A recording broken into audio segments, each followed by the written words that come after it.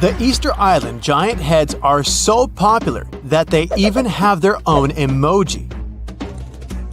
Their true meaning has been a mystery for hundreds of years. But it looks like we at least know how they were built and transported to their permanent location. The moai statues consist of 3 parts: a large yellow body, a red hat or top knot, and white inset eyes with a coral iris. Around 1,000 of them were created. The main bodies of most of the statues were made out of volcanic tuff from a local quarry in what used to be a volcano. The material is easy to carve, but not so easy to transport. That's probably why researchers found over 300 unfinished moai back in the quarry. The rest of them stand in various locations, facing the villages as if watching over the locals. So, it looks like the statues were carved lying on their backs.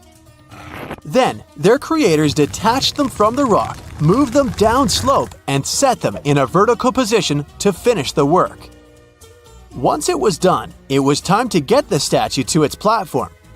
Now, if you've ever moved houses, you know how physically hard it is. So, imagine having to move a statue that is about half as heavy as a house without a car or any modern equipment for a distance of 3 miles. The locals must have invented some original way of doing it, and scientists tried to recreate it to guess what it was. They tried pulling moai replicas on wooden sleds. They thought someone could have used palm trees for that purpose, but this theory has been debunked. The most successful experiment so far was wielding ropes to rock the statue down the road in a standing position. This method sounds real because the local Rapa Nui legends mention that the moai walked from the quarry. And, of course, they needed a good road to get there. In the early 20th century, researcher Catherine Rutledge identified an 800-year-old road network on the island. It was a bunch of pathways around 15 feet wide going from the quarry. She thought that those roads were ceremonial and not built just for the statues.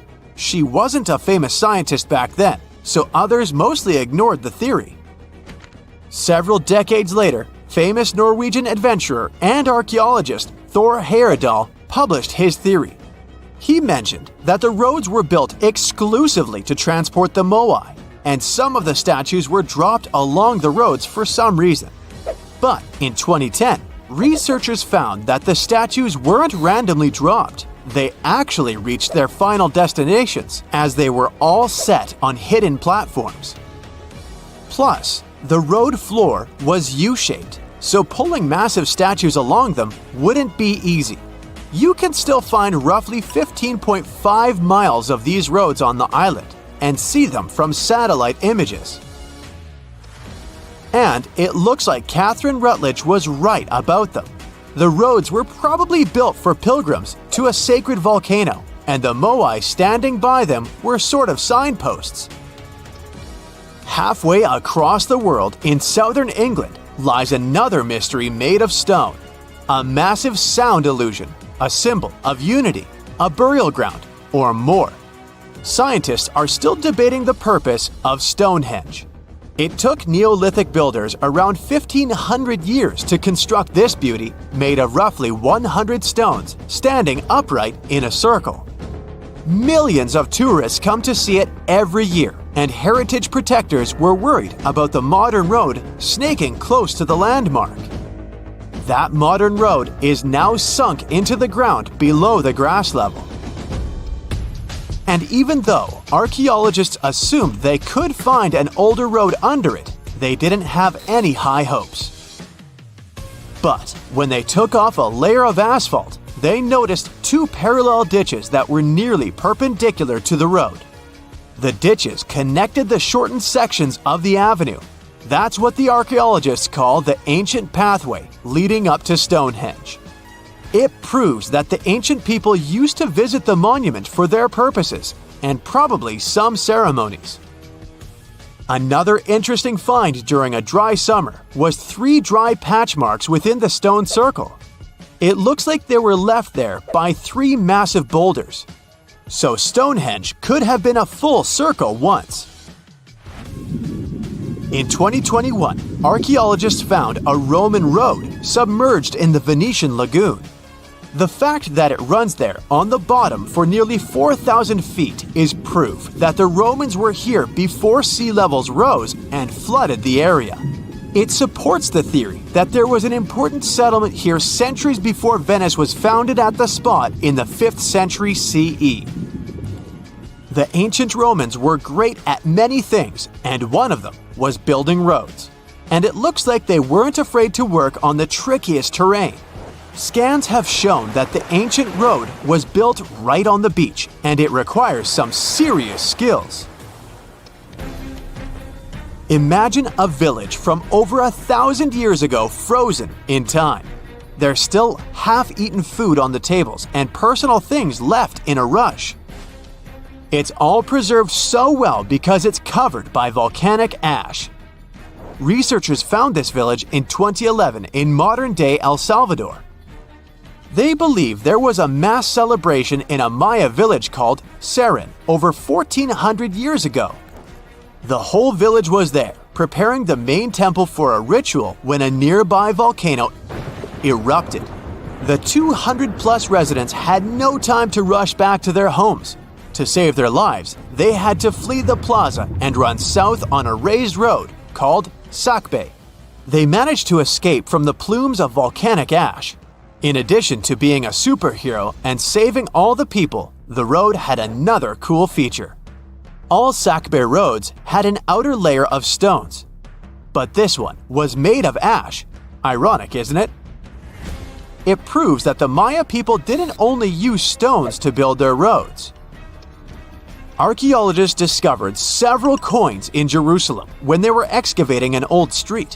When they saw the minting dates, they realized the road was built when Pontius Pilate was the Roman governor of Judea. Since he was the local ruler, it's almost clear that he gave the order to build the road. The pilgrims most likely used this road to reach the Temple Mount for worship. The pathway, which was laid with over 10,000 tons of limestone, was almost as broad as a London bus is long. It had been there for 2,000 years.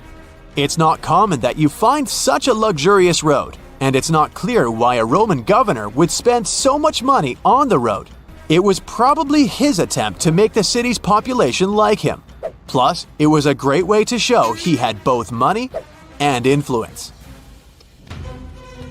The Old North Trail is an ancient highway that the inhabitants of North America used for 10,000 years. First on foot, then with dogs, and finally with horses.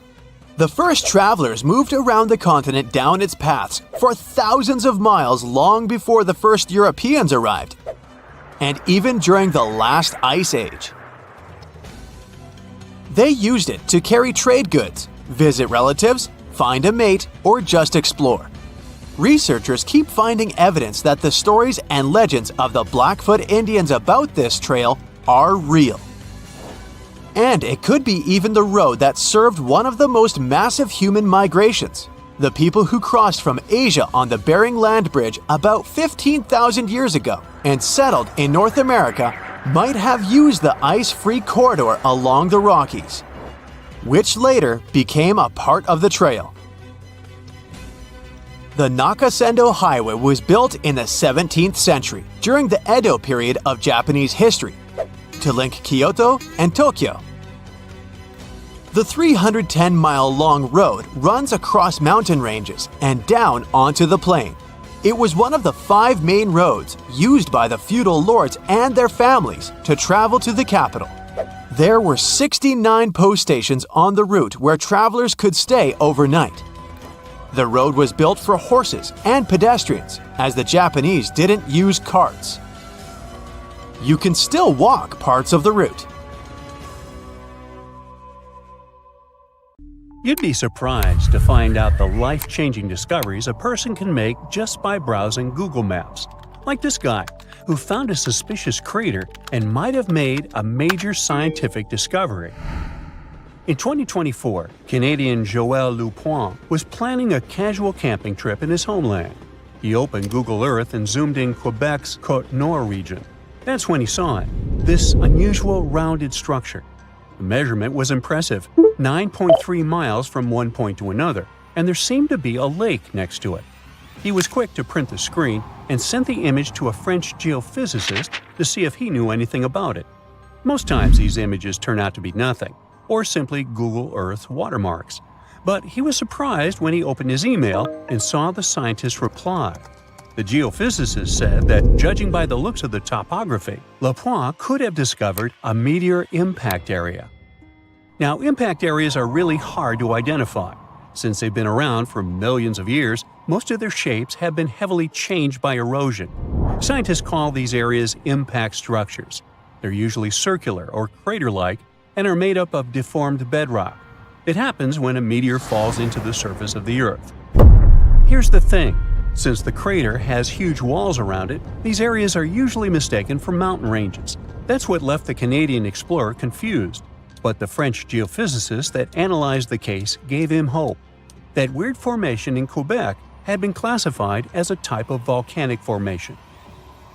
After Lupoint brought this subject back to the agenda, scientists had to dig a little deeper to find the truth. Until this recent discovery, scientists thought the area looked like that due to some volcanic formation. This is actually normal, since other things such as volcanism and sinkholes can be mistaken for impact craters. To verify, they asked for some samples of the site. This is a more reliable way to fact-check whether a meteor landed there or not. When the meteor hits the Earth, it brings different types of minerals from outer space. That's the wonderful thing about impact craters. They reveal a link between Earth and the outside universe. By now, scientists have cataloged most of the minerals that are native to our planet. When they're searching for an impact structure, they usually look for things such as tinnite and chemisite, which can only be found in meteors. The biggest known impact crater in the world is the Vredefort crater, located in South Africa. This big thing was formed some 4 billion years ago. The asteroid that made it is estimated to have been one of the largest ever to strike planet Earth. When the researchers got the results of the site back in Canada, they did confirm that it contained zircon, a mineral that tends to show areas of impact. There's no way to guarantee that Lupoint really found an impact crater, but scientists are organizing a research mission over to the area just to make sure. If it turns out that it really is an impact crater, that's pretty huge news, since the last discovery was made in 2013. Another one of these mesmerizing discoveries came from a 15-year-old boy. William Goddery was also a Canadian, and for some reason loved looking for long-lost Mayan cities. Different from the previous story, William had an intention and a research methodology. He had studied many books on Mayan civilizations. He believed that Mayans built their cities in relation to the stars in the sky.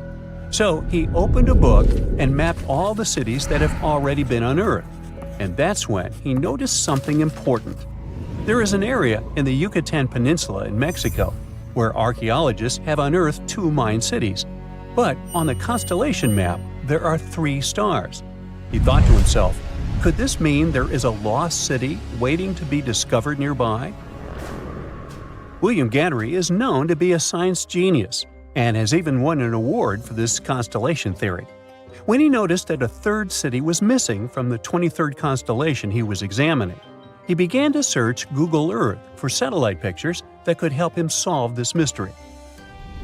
Advances in satellite tech have shed new light on long-lost Mayan cities such as Tikal. Located in the heart of the Guatemalan jungle, Tikal is believed to have been the capital of the ancient Mayan Empire.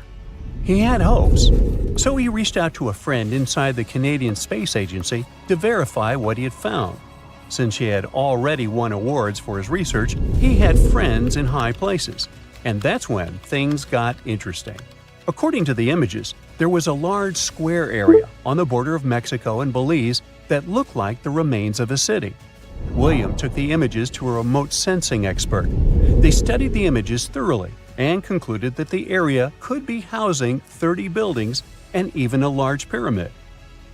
William named the new city discovered as Mouth of Fire, However, his theory was very much contested inside the archaeological community, and many Mayan experts worked to debunk Williams' findings. Experts say that constellation theories are too unscientific. Renowned anthropologists and astronomers said Williams' methodology was an act of creative imagination. Still, a 15-year-old teen almost found a long-lost Mayan city, which is pretty exciting if you ask me. What about these tiny dots that appeared on images of Google Earth? These strange spotted circles were found in the middle of the Algerian desert. A YouTuber browsing on Google Earth found these circles and discovered that people had been debating over their origin for years. He thought they were a glitch from satellite images. There are dozens of them, stretching for miles and miles in a straight line. They're far away from any town, road, or human activity, making it hard to understand if it was man-made or just a natural phenomenon. To settle this mystery, he interviewed the people who took Google Earth's pictures. He found out they were 100% true. The circles were there in real life. They appear in multiple pictures from multiple years. Now, at first, he guessed they were the result of oil activity. Algeria is a rich area for natural resources, so this made sense. To find out if the area is worth extracting, companies usually undertake seismic surveys. They're a way of analyzing the Earth's surface by sending shock waves into the ground. Depending on how these waves bounce back, you'll know what is located underground. There was another possibility. The Sahara is a very dry area of the planet. The average high temperatures in summer are over 104 degrees Fahrenheit. To survive there, people need to find ways of accessing water. So, his second guess was that the circles were kind of ruin or leftover from ancient water wells. But when he talked to an expert, he found out they weren't ancient water wells. You can see some of these traditional constructions in other cities on Google Earth, and they look really different from the mysterious circles. He decided to travel over to Algeria to find out the truth. He drove 99 miles into the heart of the desert, and when he gets there, he sees it. A huge crater dug on the sand, surrounded by 12 smaller holes. It kind of looked like the ancestor of a modern clock. There, he found something he couldn't spot on Google Earth: thin metal wires. When the curious YouTuber and his teams started to dig in the sand, they found old dynamite and some sardine cans. Apparently, they were hiding the truth. The Sahara Circles, as they were famously called, were not the historical leftovers of seismic surveying. Back at the time when these circles were made, this technology didn't even exist, but they were sure related to oil exploration. The dynamite holes were an ancient method of oil searching, and the sardine cans, well, they were left by the workers who were exploring the region. Another Google Earth mystery solved. Hey, look at this rock. At first sight, it looks like a regular boring rock, the likes of which you can see when walking along the beach. Its color doesn't stand out, and its weight is pretty regular, around 4 pounds. But everything changes when you learn that this rock was born on Mars, traveled all the way to Earth, and ended up in Antarctica. Now the story sounds much more fascinating. So let's find out the details. Researcher Roberta Score, who worked on the ANSMET project, which stands for Antarctic Search for Meteorites of the Denver Antarctic Program, found this meteorite in 1984. If you want to decipher the name of the space traveler, I can help you. It comes from the place where the scientists spotted it, the Allen Hills of Antarctica, hence ALH. And then we've got the year of the discovery and the number of the sample. If you think that Roberta picked up the rock and exclaimed something like, "Woohoo, I'm holding a chunk of Mars," I'll have to disappoint you. At the very beginning, it was totally unclear where the meteorite came from. And one thing confused researchers even more. The meteor was very different from other meteorite groups found on our planet. Okay, but then how did they finally figure out it was a visitor from Mars? All thanks to traces of gas similar to those that make up the atmosphere of the red planet. We learned about its composition thanks to the brave Viking lander that carried out the necessary analysis in situ in 1976. Anyway, back to our rocky discovery. It's actually very special, and not only because the rock arrived from far, far away. Among those several thousand meteorites found on Earth, just around 100 have likely come from Mars. And even so, our guy is different from them and seems to be part of a separate group. So let's go into the past and follow the life story of this cosmic traveler. It most likely formed around 4 billion years ago on its home red planet. One day, which wasn't very different from others, turned out to be life-changing for this peaceful rock. A meteorite impact catapulted into space, and it started its own journey as a small asteroid. At that time, it was way larger than at the moment of discovery on Earth. At one point, ALH got close to Earth and, who knows, probably decided to explore something. That's how, 13,000 years ago, it ended its space journey by colliding with our planet. At the moment, this Martian fragment is the oldest we've got. But at first, it wasn't all that popular. Only in 1996 did it become way more famous after a groundbreaking discovery. You see, some NASA researchers started wondering, well, the fragment is obviously very old, but then, could it have recorded any traces of life that could have been thriving on Mars at the time ALH formed on the red planet? And guess what? Those scientists turned out to be right. They detected traces of very fine magnetite particles. Those were completely similar in structure and chemical composition to the particles we have on Earth. They're called magnetofossils, and magnetotactic bacteria produce them. So it might mean that, at one point, there were some forms of life on Mars. In April 2020, scientists from the Japanese Space Agency made another discovery. They detected nitrogen, containing organic material of Martian origin, in our meteorite. So, who knows what new, astounding secrets further examination of the meteorite might reveal? At the moment, though, all you can do is travel to Antarctica and find more of them. The thing is, this place is great for meteorite hunting. Surprisingly, we have found nearly 50,000 meteorites in Antarctica, and hundreds of thousands are still waiting to be discovered. Each of these space rocks can tell us a story of the evolution of the solar system. For example, the very first lunar rock found on the icy deserted continent proved that chunks of space objects larger than asteroids can also end up on Earth. So, let's say you got inspired and decided to go meteorite hunting all the way to Antarctica. Well, get ready for some serious challenges. Despite their potential abundance, finding space rocks isn't as easy as it might seem. You'll have to visit remote areas, and there's still no guarantee that you'll be able to spot a meteorite. And that's actually a huge problem. Meteorites are vanishing from sight. Currently, scientists find about 1,000 meteorites in Antarctica each year. But according to a new study, about 5,000 more get hidden out of sight every year. The culprit is warming temperatures. Worried scientists created a model that could help them figure out where those meteorites might surface. This model was quite complicated, taking into consideration snow cover, surface temperature, the speed at which ice flows, and even the steepness of the terrain. After that, they ran simulations under various warming scenarios. It turned out that meteorites indeed sank out of sight as temperatures rose. To say that the researchers were upset is obvious. They didn't expect that climate change would affect their work so much. Even though those areas are below freezing, people still managed to ruin a crucial archive of the solar system.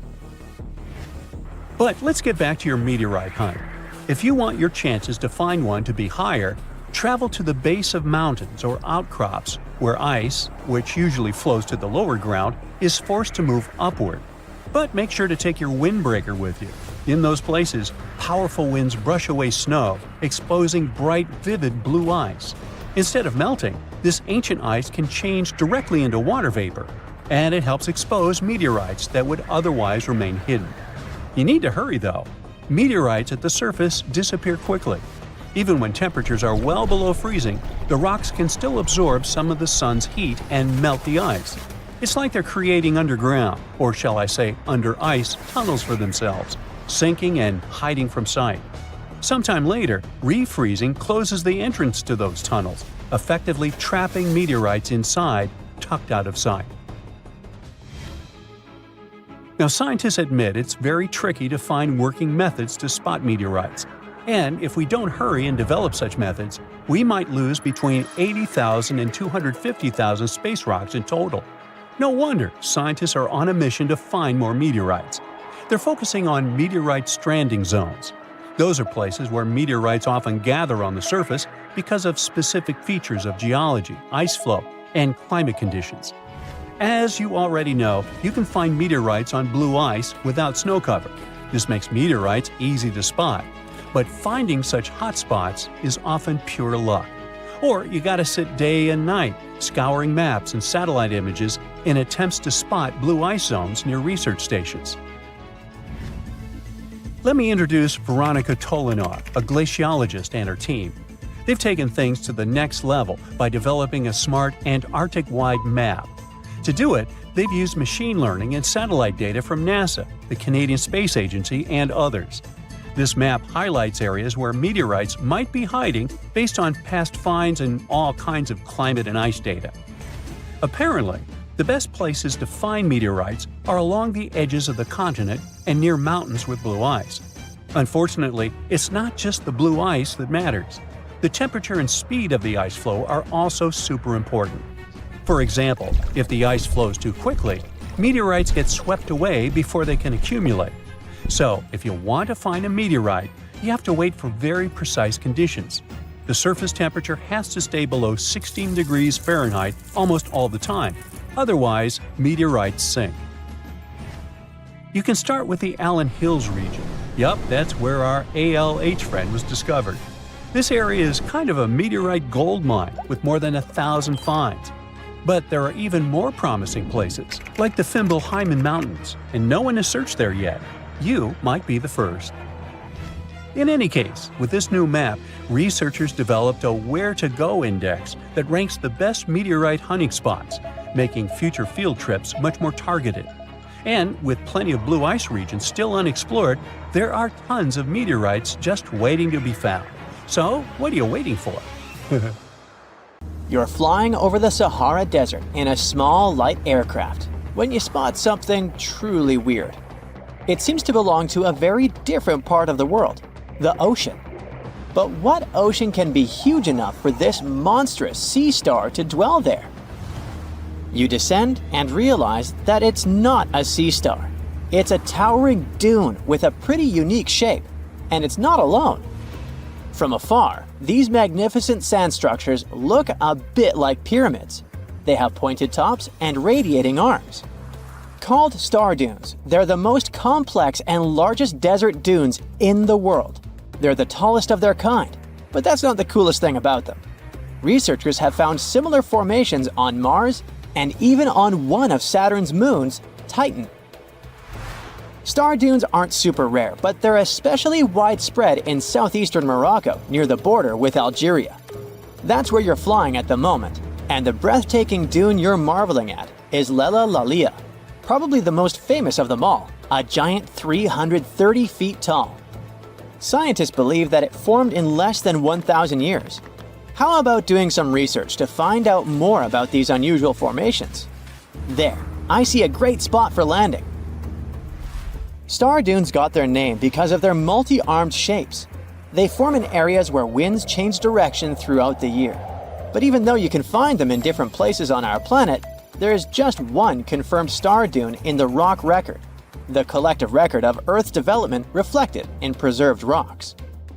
The star dune in question is in Scotland, and it's ancient, from about 250 million years ago. That's all we know about super old star dunes. Probably because we don't know what to look for to identify one. Another problem: star dunes often form in remote locations, which makes them extremely difficult to study. Imagine reaching the nearest settlement, then somehow traveling who knows how many miles to the dune itself, and then slogging up several hundred feet of shifting sand. I'll pass. But you can go since you've already landed, and the dune is right here in front of you. Currently, you're in a dune field called Erg Shabi.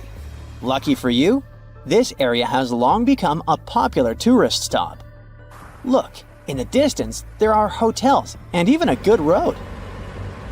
Scientists who examined Lella Lalia before you used ground-penetrating radar to find out more about the sand formation. This equipment can detect the tiniest differences in sand grain sizes and water content under the surface of the dune. That's how you can create a picture of its interior layers. Look out! Phew, it was a close call. See this trench? The researchers dug such trenches to take samples of long-buried sands and then examined them. It's a pretty cool process. The thing is, while buried deep inside, the quartz in the sand accumulates radiation coming from natural sources within our planet. We can compare the grains of quartz to minuscule rechargeable batteries. They can store the energy they get from radiation. When researchers bring them to the laboratory, they can make the grains release that energy, which comes out in the form of light. Scientists can measure the brightness and say when the sand enjoyed sunlight for the last time.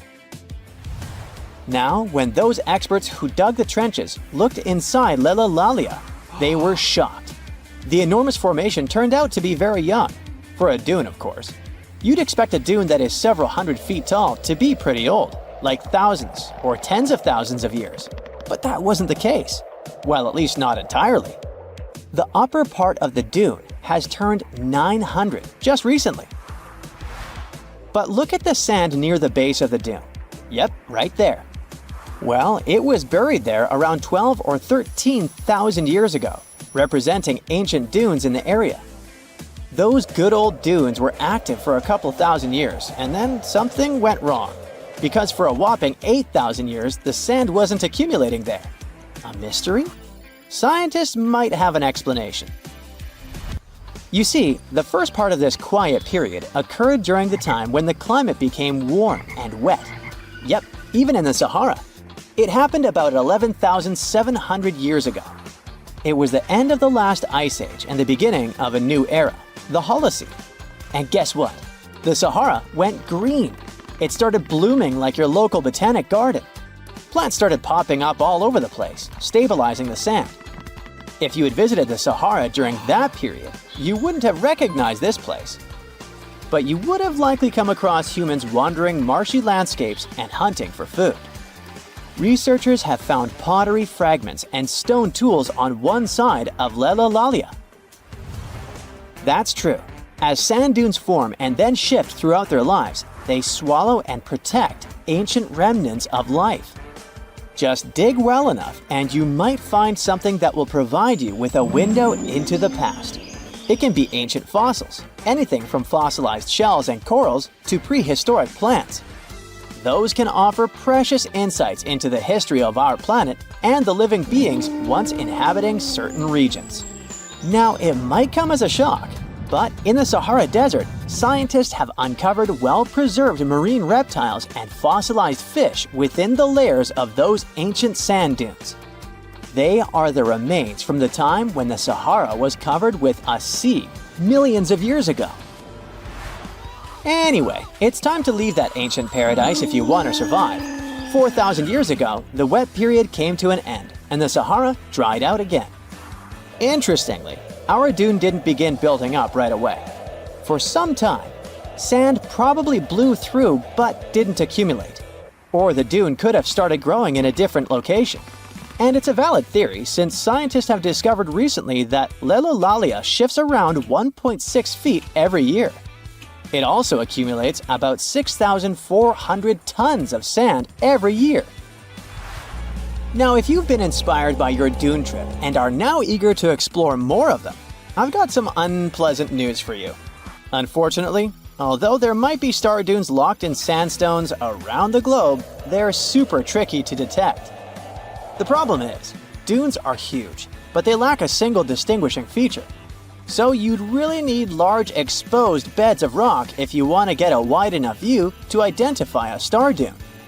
On the bright side, there surely are places where it might be possible to do such research, but you should be ready to know that it might be just a set of various features that look like other dunes. But if you combine them, you'll say, it's likely to be a star dune. Comment below if you'd like to go on a trip in search of a star dune. Meanwhile, we'll continue our journey.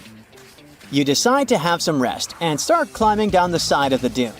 That's when you begin hearing it. Terrible, haunting sounds. Are there ghosts nearby? Worry not, you're safe.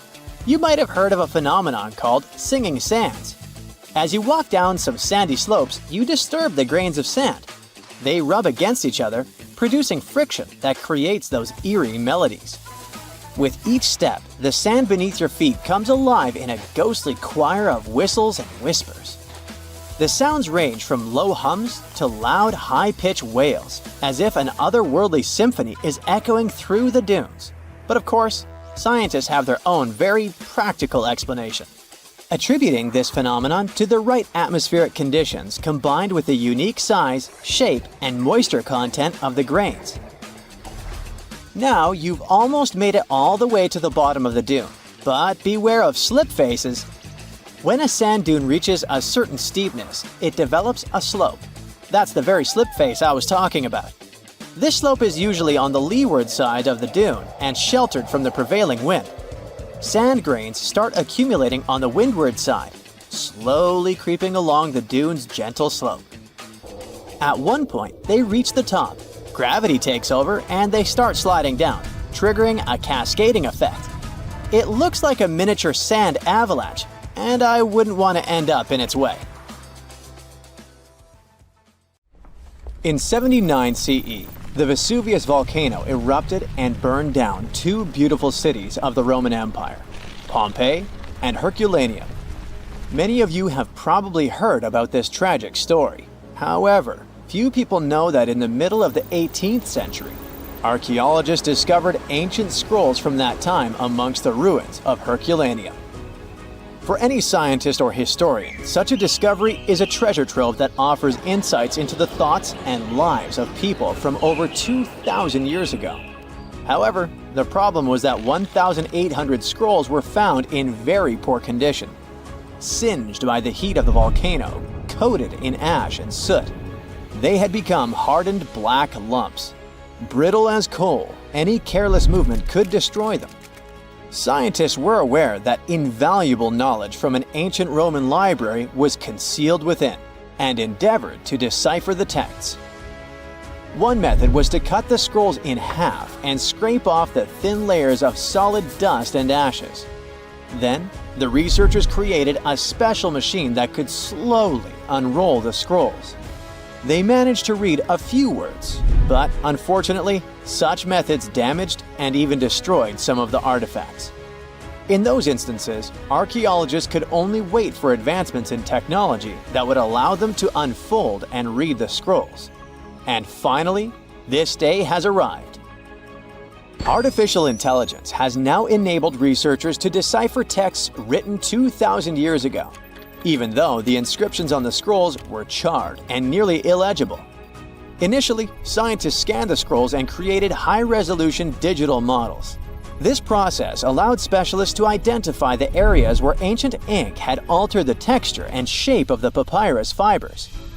In the regions where ink was applied, the papyrus was slightly thicker and contained a higher level of carbon, the key component of the ink.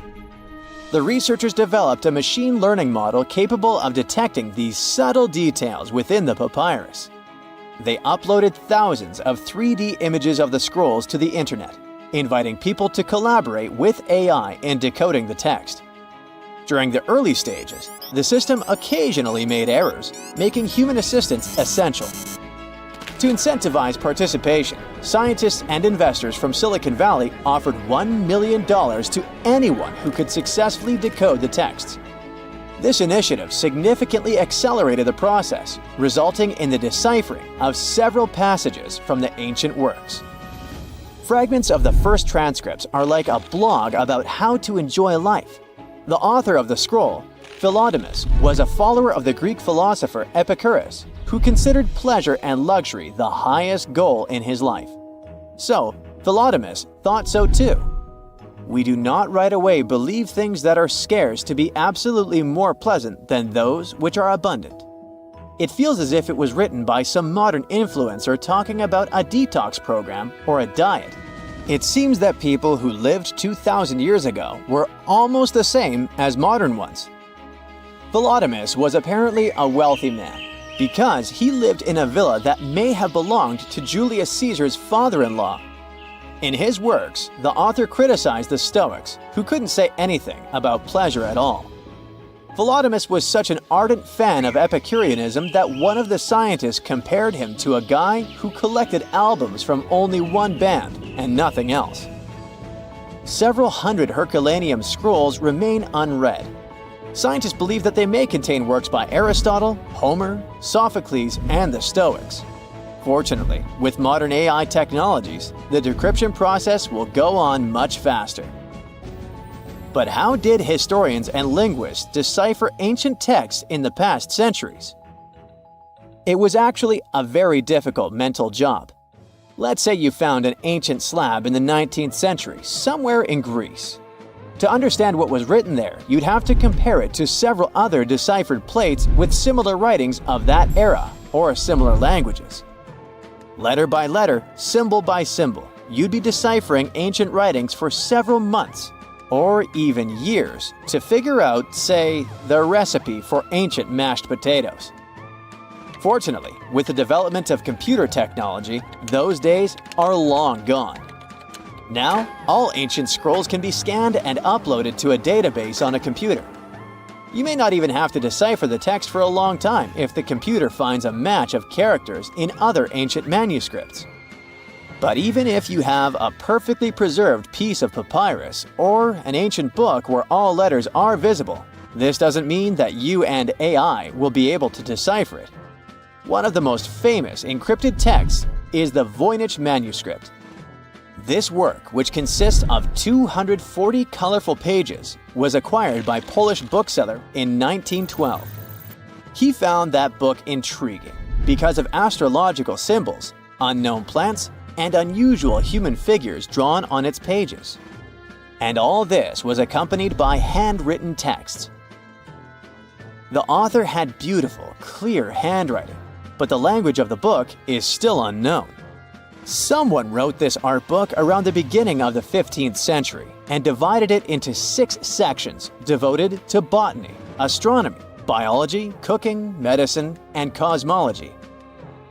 Many scientists and linguists have tried to decipher the mysterious drawings with inscriptions, but no one has gotten reliable results. Even AI couldn't help this difficult task. Some believe that this book is dedicated to science, and others believe that it contains knowledge about witchcraft. Perhaps it's a mix of science and magic. According to one version, the manuscript is a medical textbook that copied information from other scientific works from the Middle Ages.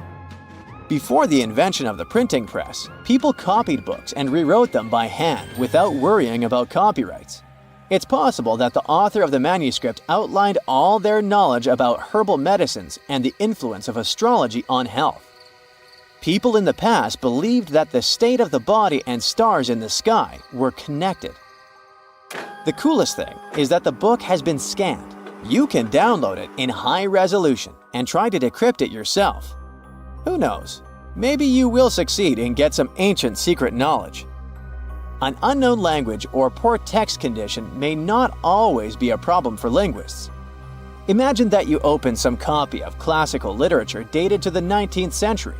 You read the pages carefully, and at the end of the day, you feel slightly unwell. You read the book every day and feel worse and worse. At some point, you go to the hospital, and doctors tell you that you've been poisoned. Yeah, sometimes working with old books can be literally dangerous for your health. There are even catalogs of poisonous books in the world. They are toxic not because someone intentionally sprayed them with poison to hurt the reader, but because people wanted to make books look more colorful. Recently, 2 such books have been withdrawn from the National Library of France because of their bright green covers. The pages were ordinary, but the hardcover could have been coated with arsenic. The mass production of books took place in the 19th century.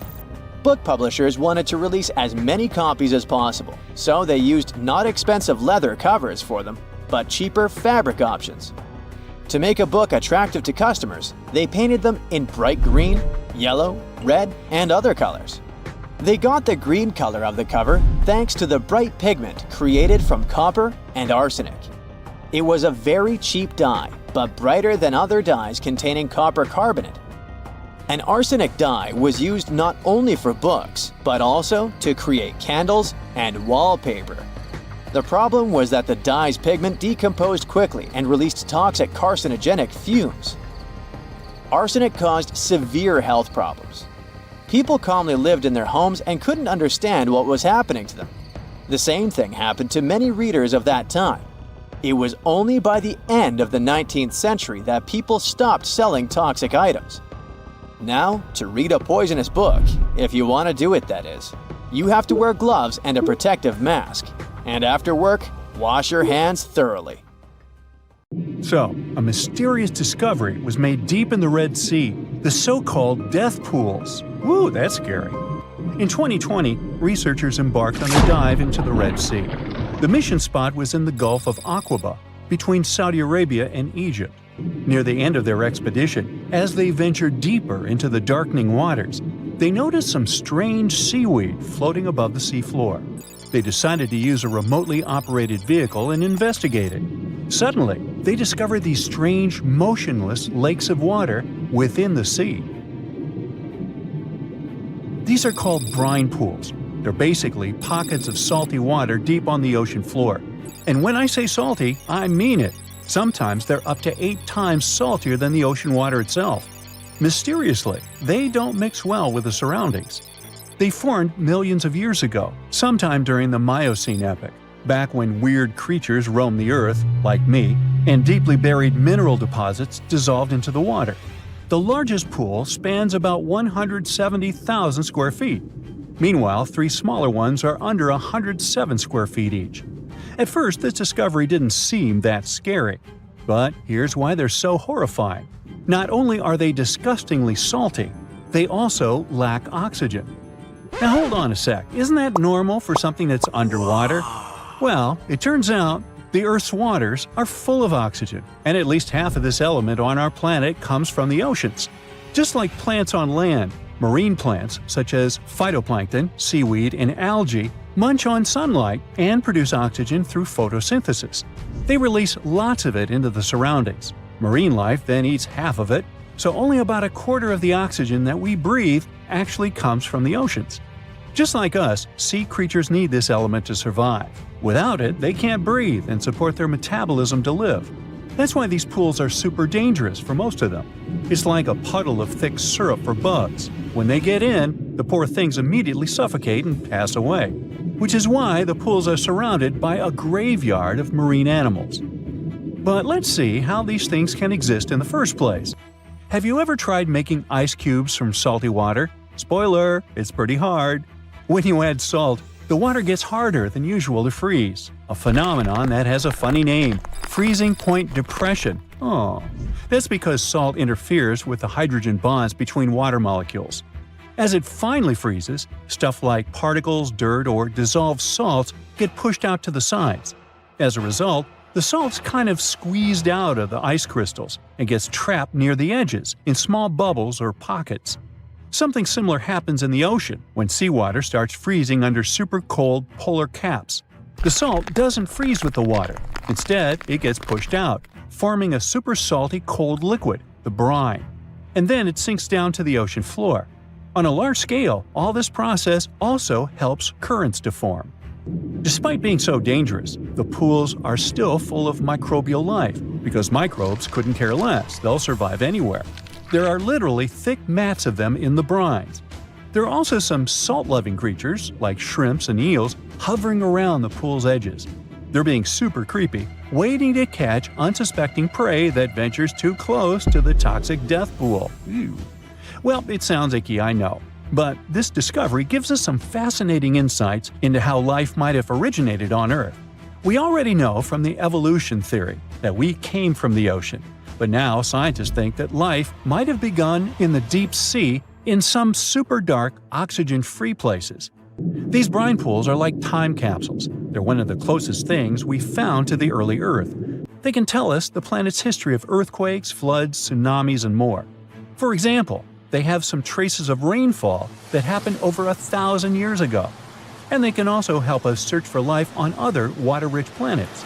For example, Mars most likely used to have huge oceans on it. Now, NASA scientists want to send a special instrument called HABIT for a special red planet mission to study things similar to our brine pools. This will tell us more about how life appears and survives in the universe. There is lots of unexplored fascinating stuff like this in the Red Sea. That's why scientists conducted the so-called Decade Expedition and spent around 5 months exploring the place.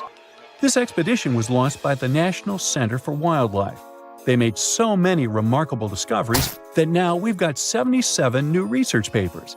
For example, they found over 10 blue holes, incredible underwater sinkholes that host unique ecosystems. They also learned that dolphins can use those blue holes to protect their young from predators. Scientists also found traces of great white sharks, a creepy community of deep-sea lanternfish living in low oxygen conditions, and even a new coral species. It's the most resilient deep-sea corals that also vibe just fine without oxygen, like microbes we mentioned. Speaking of which, research also showed us some new ancient thermal vents and large blobs of microbial formations near Ferrisand Island. Now, can you believe that with all that, we only explored 5% of the ocean? It's divided into several layers based on depth. Each layer becomes darker and more isolated from sunlight as we go deeper. The places that no sunlight can reach are terrifying.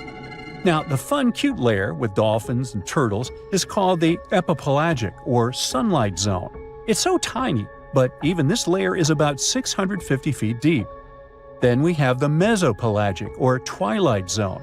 It's the layer of mysterious octopus, shark, and other loners, which extend to about 3,000 feet down. And then the horrors begin after this one. We encounter the bathypelagic or midnight zone. It extends to 13,000 feet below the surface, about a half of Everest above you. Here we have the famous poor blobfish, squids, and anglerfish. Below it is the abyssal zone. It extends to about 20,000 feet deep. Since there's not much sunlight or oxygen, as we mentioned, most creatures here are quite small, like tube worms and shrimp. The darkness continues until we arrive at the scariest place of the planet, the place full of trenches formed by tectonic plate movements, the Hadal Zone. It's named after Hades, the deity of the underworld in Greek mythology. Just like Hades' realm is dark, remote, and guarded, the Hadal Zone is the deepest and most depressing part of the ocean. It starts at depths of around 20,000 feet and can go down to 36,000 feet and more. The famous Mariana Trench also belongs to this zone. Only 3 people in history have ever explored these depths in person, making it one of the least explored and most mysterious places on our planet. However, despite crazy high pressure, near freezing temperatures, and complete darkness, there are still things who manage to survive here. Guys like amphipods, which are critters who feed on dead material sinking from above, and the Hadal snailfish, which lives as deep as 27,000 feet. So scientists used to assume that if there's no sunlight, there wouldn't be that much oxygen around. But one day, a research team decided to measure the levels of oxygen in one of those deep zones. Surprisingly, the levels were super high.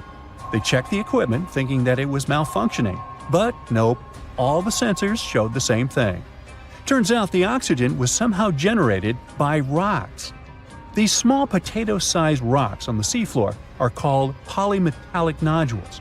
They're rich in metals like copper, nickel, and cobalt, and they're basically like small batteries.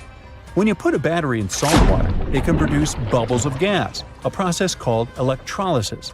In the same way, these rocks create tiny electric currents, which are powerful enough to produce the same gases, splitting water molecules into hydrogen and oxygen. It's the first time we saw oxygen being produced by some non-living minerals. This is what scientists now call dark oxygen. It turned out that about half of large marine species, or megafauna, were living just on dark oxygen alone. All these discoveries are reshaping our understanding of where and how life could evolve. It means that we might be able to find life on other planets or satellites with low oxygen conditions, like Enceladus and Europa, the moons of Jupiter and Saturn, and they have large bodies of frozen water on them. Wow! We all love unicorns, those legendary creatures famous for their beauty.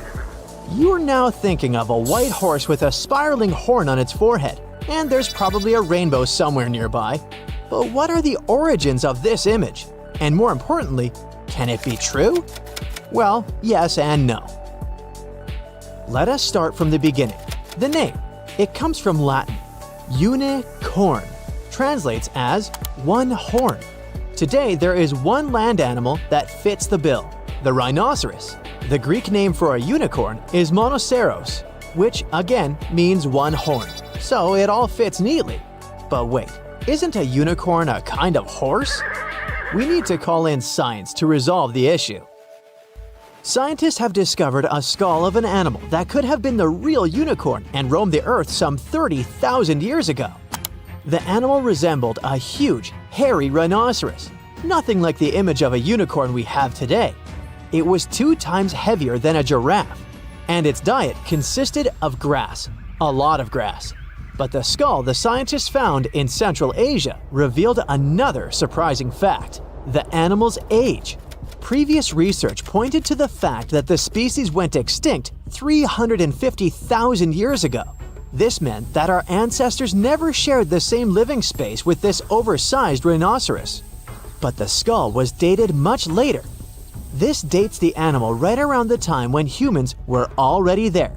This is where the legend begins.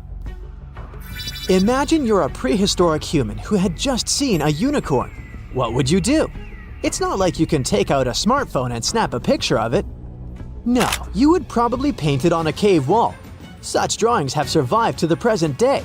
In France, there's an image of an animal that seems to have a single horn. It's in the Hall of the Bulls. All the other animals there have 2 wavy horns, but the mysterious spotted animal has 2 lines on its head. Do these double lines represent a single horn? Is this the famous unicorn? Perhaps. The name of the drawing is the Unicorn Panel. But images of unicorns don't only exist in cave drawings. In the Indus Valley, scientists have found various seals featuring a mythical animal with a single horn. Ancient Greek writers believed that unicorns lived in India. Back then, this region of the world was exotic to them. Although ancient Greeks never saw a unicorn, they had a pretty detailed description of the animal. They even recorded that the meat from this creature had a bitter taste. But was it a horse or a rhinoceros? Neither. For Greeks, the unicorn was a kind of a donkey. Go figure. In Chinese mythology, there's a similar creature. Its name translates into English, means male-female. The animal's description resembles a unicorn. A single horn on its forehead, the tail of an ox, and the body of a deer.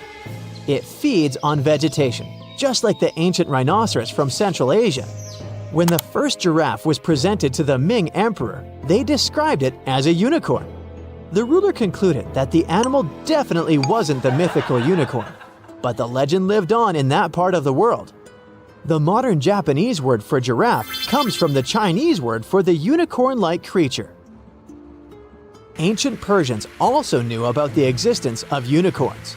There's a picture of a unicorn in their capital city, but the fun part is that it has 2 large wings.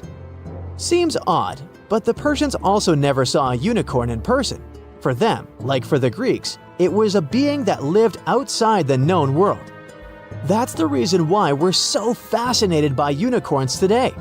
We find accounts of such creatures in the writings of Aristotle and even Julius Caesar. These famous people claimed that animals resembling unicorns lived in the forests of Germany. The modern image of a unicorn originated in the Middle Ages and the Renaissance in Europe. People back then had quite the imagination. They showed unicorns in book decorations. According to ancient scribes, this animal was ferocious. Its main enemy was the elephant. The people in medieval times thought highly of an animal they had never seen. It was quick and dangerous, so it needed to be hunted down. But how on earth do you lure a unicorn? With the help of a fair maiden, of course. This sounds strange today, but keep in mind that the Dark Ages were a peculiar period in history. Back then, doctors used leeches as legit medical treatment. The perfect setting for the myth about the unicorn. The story gets wilder. A maiden would go inside a forest. a unicorn would spot her and jump inside her lap. After it fell asleep, hunters would appear. They would then capture the unicorn and take it to the king. But why were Europeans impressed by the unicorn? Because of its horn. They believed that it had magical power. A unicorn's horn could detect poison in food and drinks. When you ground it into a powder, the horn had the power to whiten teeth. These were just some of the magical traits given to a unicorn's horn. The folklore was so strong that Europeans even had a backup for the times they couldn't get their hands on a real horn. That must have happened quite often, and they used real narwhal horns as a replacement. These are whales with a large, tusk-like tooth coming from their mouth. In England, the unicorn was a symbol of something you could never see or catch. In the 16th and 17th centuries, it became associated with imagination. That's when the rainbow came into the picture. The Victorians were the first to connect the symbol of a rainbow to the unicorn. Its first appearance in fantasy literature was in the novel Through the Looking Glass for young readers. That was the sequel to Lewis Carroll's more famous work, Alice in Wonderland.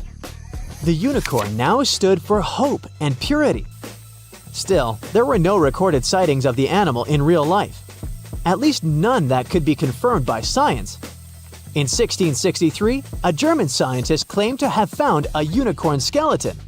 The story seemed too good to be true, and it was. Someone made the skeleton from the bones of various animals and tried to pass it off as a unicorn. Today, the fake skeleton is displayed in the local Natural History Museum. The people weren't gonna give up and searched for unicorns everywhere they went.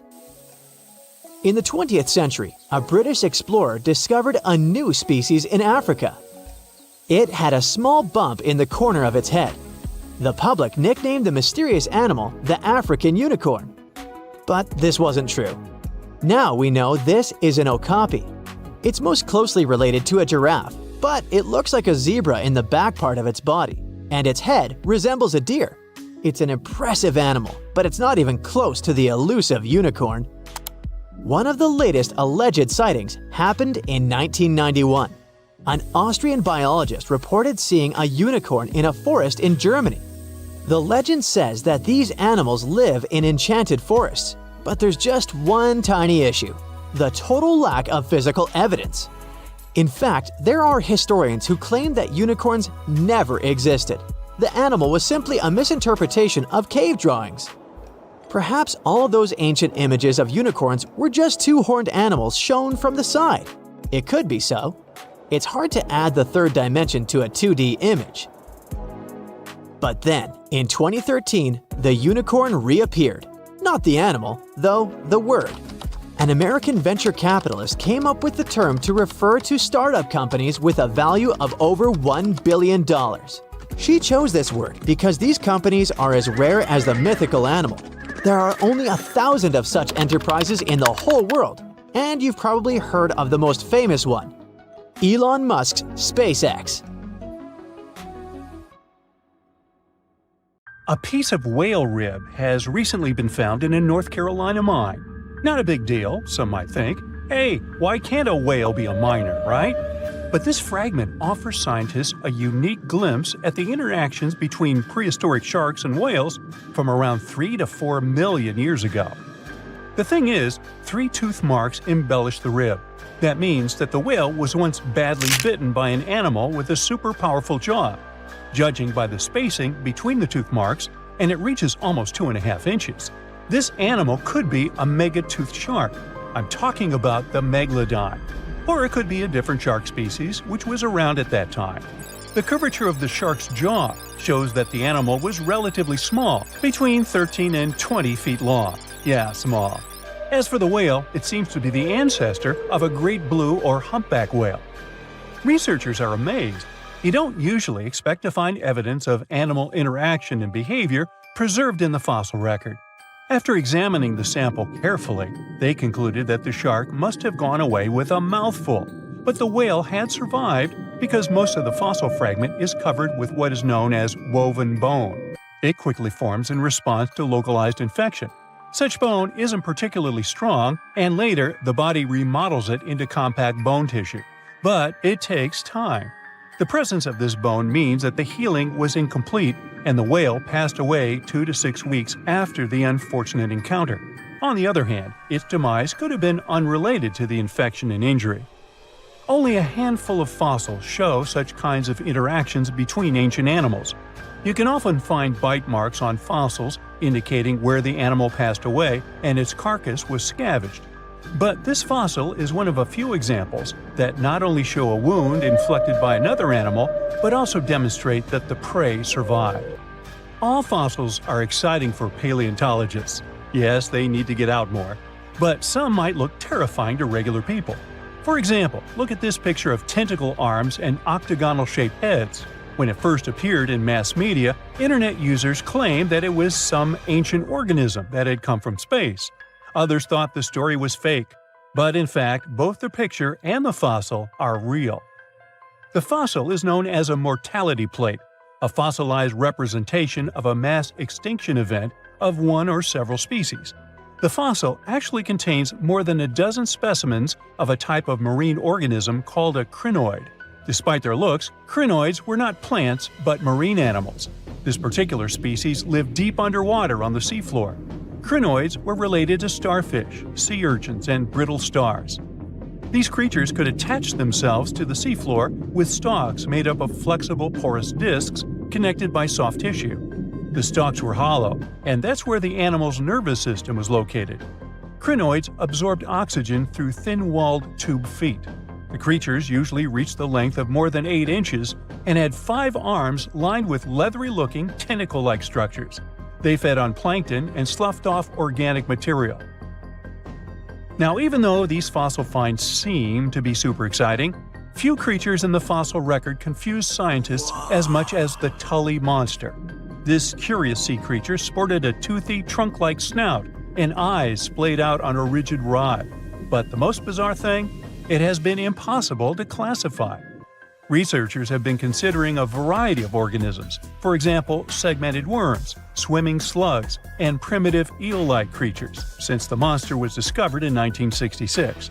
Recently, they have even tried to connect it to some species of jawless fish with a backbone-like structure. A team of scientists from Japan has used high-resolution laser scanners to examine the anatomy of Tully monster fossils in 3D. They concluded that the enigmatic fossil might be an invertebrate after all, and still, the true identity of the creature remains elusive. In the 1950s, amateur fossil hunter Francis Tully found a ghostly imprint of a torpedo-shaped organism with a huge tail fin in the Mazon Creek fossil beds in Illinois. Tully had never seen anything similar to the torpedo structure. He took his find to Chicago's Field Museum of Natural History. Paleontologists working there were baffled as well. Since then, scientists haven't been able to determine where the creature fits on the phylogenetic family tree, or where they should spend Thanksgiving. In 1741, an explorer and captain named Vitus Johansen Bering led an expedition to map the coast of Alaska. The ship he was on got shipwrecked on what later became known as Bering Island, and they got hungry. Half the crew survived thanks to the discovery of an extremely large sea cow. With the meat of these animals nourishing them, the sailors managed to build a small ship from the wreckage and return home. On their way back, a scientist who was among them spent his time documenting the animals and plants they had found. The sea cow was particularly interesting because without it, the crew wouldn't have survived. These animals were more than 26 feet long and weighed around 10 tons. All sea cows are members of the order Sirenia, marine mammals more closely related to elephants than cows. The scientists described them as having black skin, a small head, and stubby forelimbs. Those sea cows floated on the water's surface, munching on kelp. After the information about these animals became widespread, sea otter fur trading expeditions made use of that convenient depot en route. Sea cows were docile and could be easily hunted. Long story short, within 27 years after the scientists mentioned those animals, they were driven to extinction. But it's not the saddest part. The fossil record reveals a much deeper and darker history. Fossils of sea cows have been discovered all over the world, from Japan to Mexico. It means that the animal once thrived in the vast kelp beds around the entire North Pacific Rim. That small population discovered by the expedition was probably the last remains of a once much larger and way healthier population.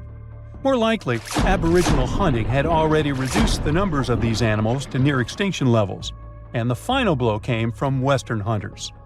The living close relatives of those ancient sea cows are rarely hunted today. Still, they're under threat of extinction themselves. To some, this amazing fossil might look a bit disturbing. Slaves' lentils are fossils that belong to animals called nummelites. They lived and thrived in a warm, shallow sea covering part of Egypt around 40 million years ago. The name nummelites hints at the fact that larger specimens resemble coins, and in Egyptian folklore, they're even referred to as angel's money. These creatures have a simple, single-celled structure, which contrasts with their super intricate skeleton. Look at this series of spiral overlapping whorls. Each whorl is divided into countless tiny chambers. Nummelites can grow to be 4 inches in diameter, and still, they are the fossils of single-celled animals related to amoeba. How and why did they grow to be so large? The reason could be their symbiotic relationships with other smaller organisms. In the case of modern species, such symbionts are tiny golden-brown single-celled algae called diatoms. The shells of nummelites are relatively transparent, and since they're flat, there's a large surface area for the light needed for the diatoms to photosynthesize. For some reasons, scientists are still debating about them. The presence of plant symbionts in animals dwelling in the sea encourages the growth of a calcareous skeleton in hosts. So, the gigantic size of the nummelites in Egypt could be due to their close relationship with symbiotic diatoms. Does that make sense? Fun fact: a species of nummelites evolve very fast, and their fossils change from one layer of sediments to the next. So the limestone used for the pyramids of Giza are so packed with such fossils that it's known as nummelitic limestone. This limestone also contains 2 kinds of nummelites, the smaller slave's lentils and the larger angel's money. But those are not different species, but rather different stages in the life cycle of a single species. You know how it goes. As the years pass, common knowledge slips away faster than you can say, "What's that thingamajig for?"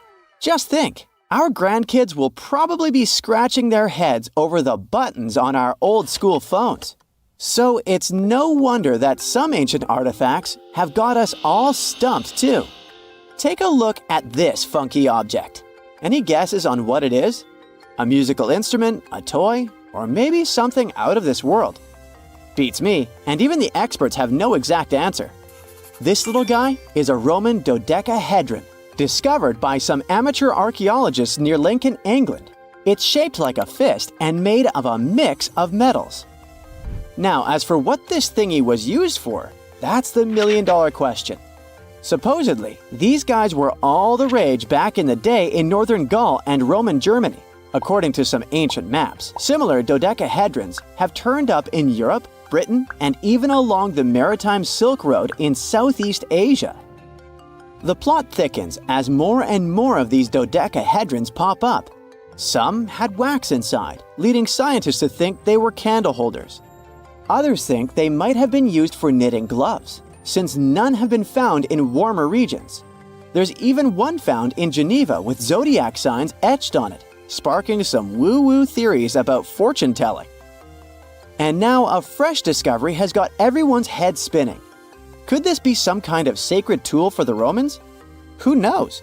Maybe it's the first multi-tool ever, invented way before Swiss Army knives were a thing. Carved stone balls from Scotland are another historical mystery.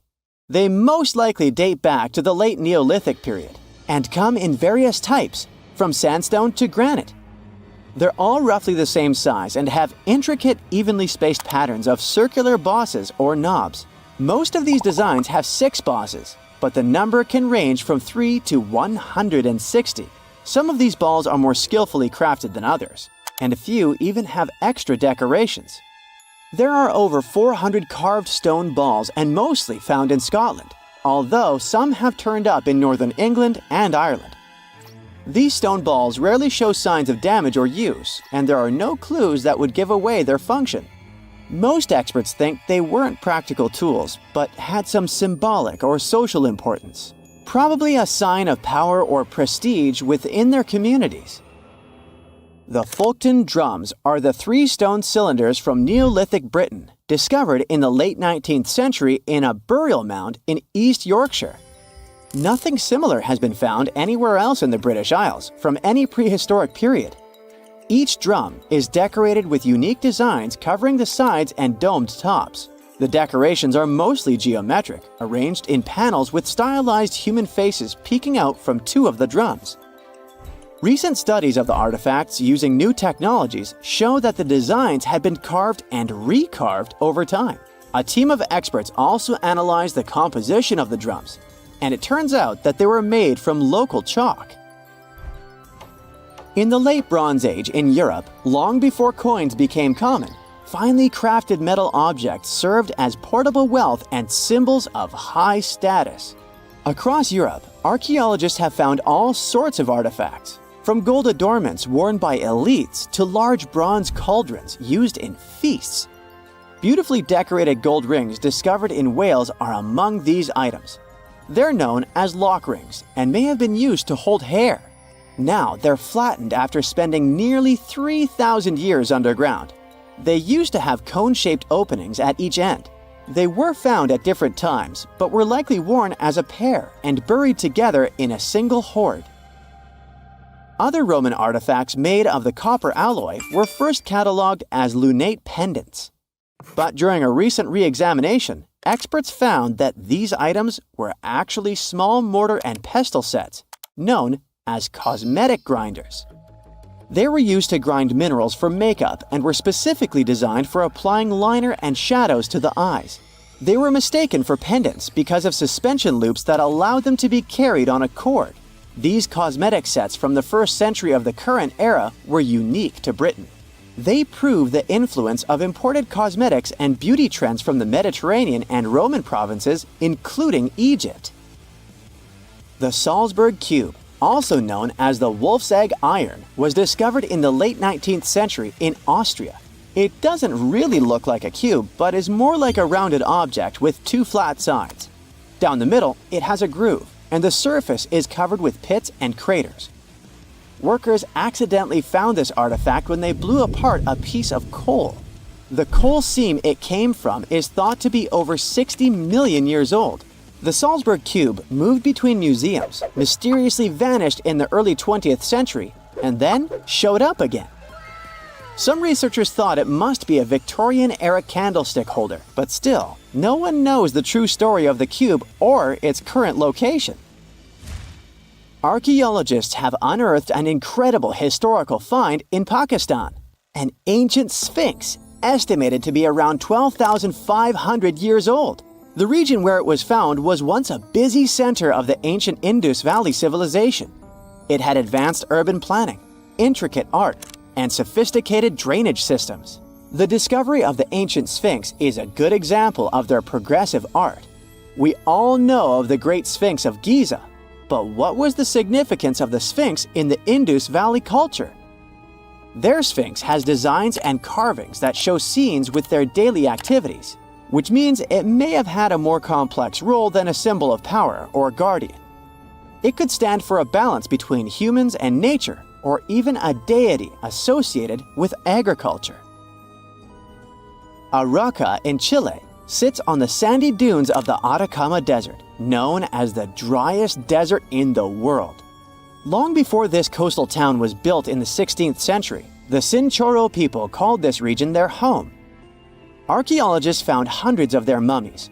Radiocarbon dating showed that these mummies are over 7,000 years old, which makes them 2,000 years older than the famous Egyptian mummies. The Chinchorro used special techniques to preserve the mummies, not just relying on the dry climate for that.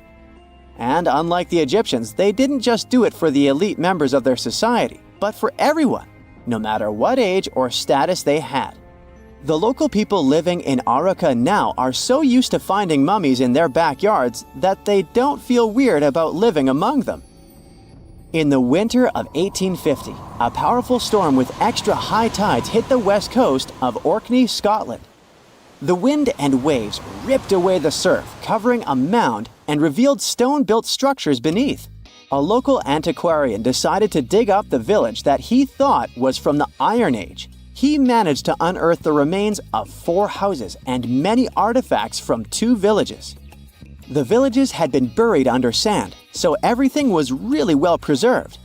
Carbon dating wasn't a thing back then yet, so it was tricky to tell the exact age of the villages.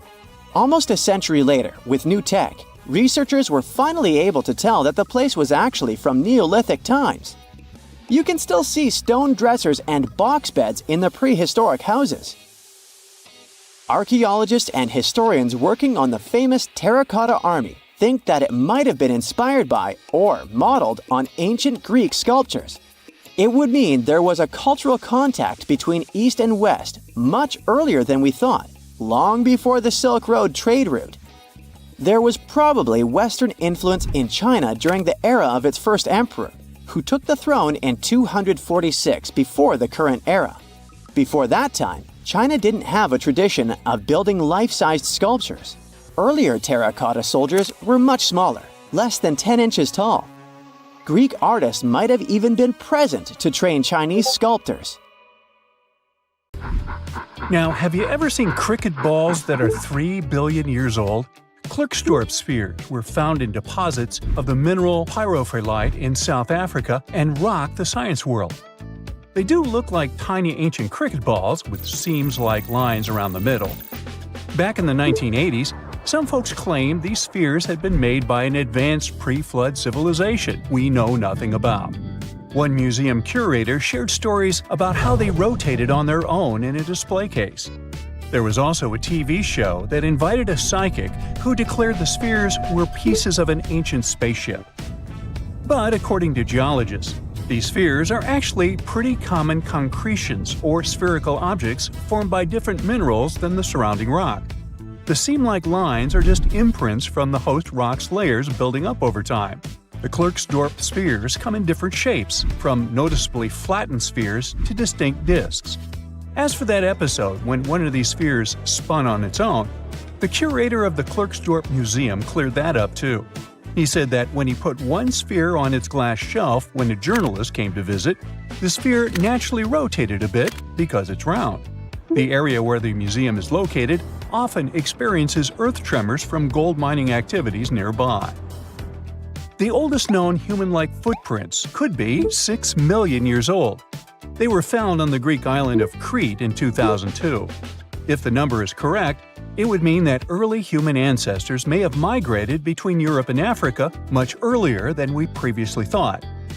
This doesn't mean Africa is not the cradle of humankind, though. It could just prove that early human ancestors moved back and forth between continents. Some researchers believe the footprints were left by a bipedal creature possibly related to an early human ancestor nicknamed El Greco. According to scientists who studied them, the footprints have a very human-like shape, with 5 toes and a parallel big toe. Some scientists are skeptical about it and suggest the prints might be from a late European ape. The new study analyzed fossilized marine microorganisms found in the sedimentary rocks to determine the footprint's age and prove it's actually 6 million years. The next amazing find that keeps scientists entertained is the Dorchester plot. It's a beautifully crafted metal vessel with some fancy geometric designs embossed in shiny silver. The pot was discovered in, who could have thought, Dorchester in 1852 under quite unusual circumstances. During a powerful blast, the pot broke into 2 pieces. Scientists believe it was originally embedded within a rock or boulder known as pudding stone. The rock from which the Dorchester pot emerged is dated to be around 500 million years old, so it could mean the pot itself is also that old. The current and less exciting theory suggests that the Dorchester pot is a Victorian-era candlestick holder. Such things were really trending back then, so it's not a surprise to find such fancy household item from that time. The Dorchester pot falls into the category of ooparts, or out-of-place artifacts. Those are objects that seem too advanced for the time period they're supposedly from. If we accept that the pot is 500 million years old, then whoever made it was way ahead of their times in terms of crafts and tech. One extra mystery is that the pot has an engraving of a plant that most likely disappeared from Earth over 100,000 years ago. Sounds like good proof the pot is really extra old. Now, it looks like the oldest map in Europe is a stone from 4,000 years ago. This Bronze Age slab was found in France in the year 1900 at an ancient burial ground. The carvings on the slab show in 3 dimensions the River Odey network with a fantastic accuracy of around 80% over an 18-mile stretch. There are other stone-carved maps around the world, but this one is unique because it shows a specific area to scale. Looks like the slab's carvings don't just map rivers and hills, but also settlements, barrow sites, and field systems. Archaeologists say the slab wasn't used for navigation, but rather to symbolize power. The detailed markings on the slab might have served to illustrate the domain of a local ruler, possibly a prince or king, to show their control over the territory. When the ruler lost power, the slab was likely repurposed as part of a burial vault. The unique artifact was stored in the cellar of a museum. For decades, no one even noticed until several scholars read older reports about the slab and decided to check it out. They conducted a detailed analysis using 3D techniques. Their research proved that the creators of the slab had not only etched lines into the rock, but also modified its surface to reflect the topography of the landscape with high accuracy. The Salzburg cube, also known as the wolf's egg iron, was discovered in the late 19th century in Austria. Now, don't let the name mislead you. It doesn't look like a cube at all. It's more like a rounded object with 2 flat sides. Down the middle, there's a groove, and the surface is covered with pits and craters. This unique appearance is the reason why many people think it might be something out of this world. Workers accidentally found this artifact when they blew apart a piece of coal. The coal seam it came from is thought to be over 60 million years old. The Salzburg cube moved between museums, mysteriously vanished in the early 20th century, and then showed up again. A professor from Bonn University suggested it might be from a meteor, but they found no evidence of elements that you'd normally see in meteorites, like cobalt or nickel. Then researchers thought it must be a human-made object, possibly a Victorian-era candlestick holder. No one knows the true story of the cube or its current location. Yep, it disappeared again. Have you heard about the Meister print? It's a fossilized sandal print discovered in 1968, and it has sparked a lot of intrigue. There's a trilobite inside the print, which supposedly went extinct around 500 million years before humans even existed. But many historians think this age is an exaggeration. When Meister found the fossil, it was authenticated. But the scientist who did it didn't confirm it was a human sandal print. He only agreed there was a trilobite there. When another scientist visited the site, he found a 6-inch impression he believed was from a child's moccasin. But the footwear seemed to be new. So, could it be evidence of time travel?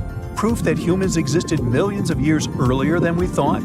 Or a sign that someone else visited early Earth? Or is it just a rock formation that looks like a sandal print? We still don't have the answers.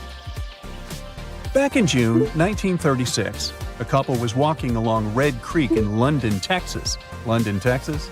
Yeah, when they stumbled upon something unusual.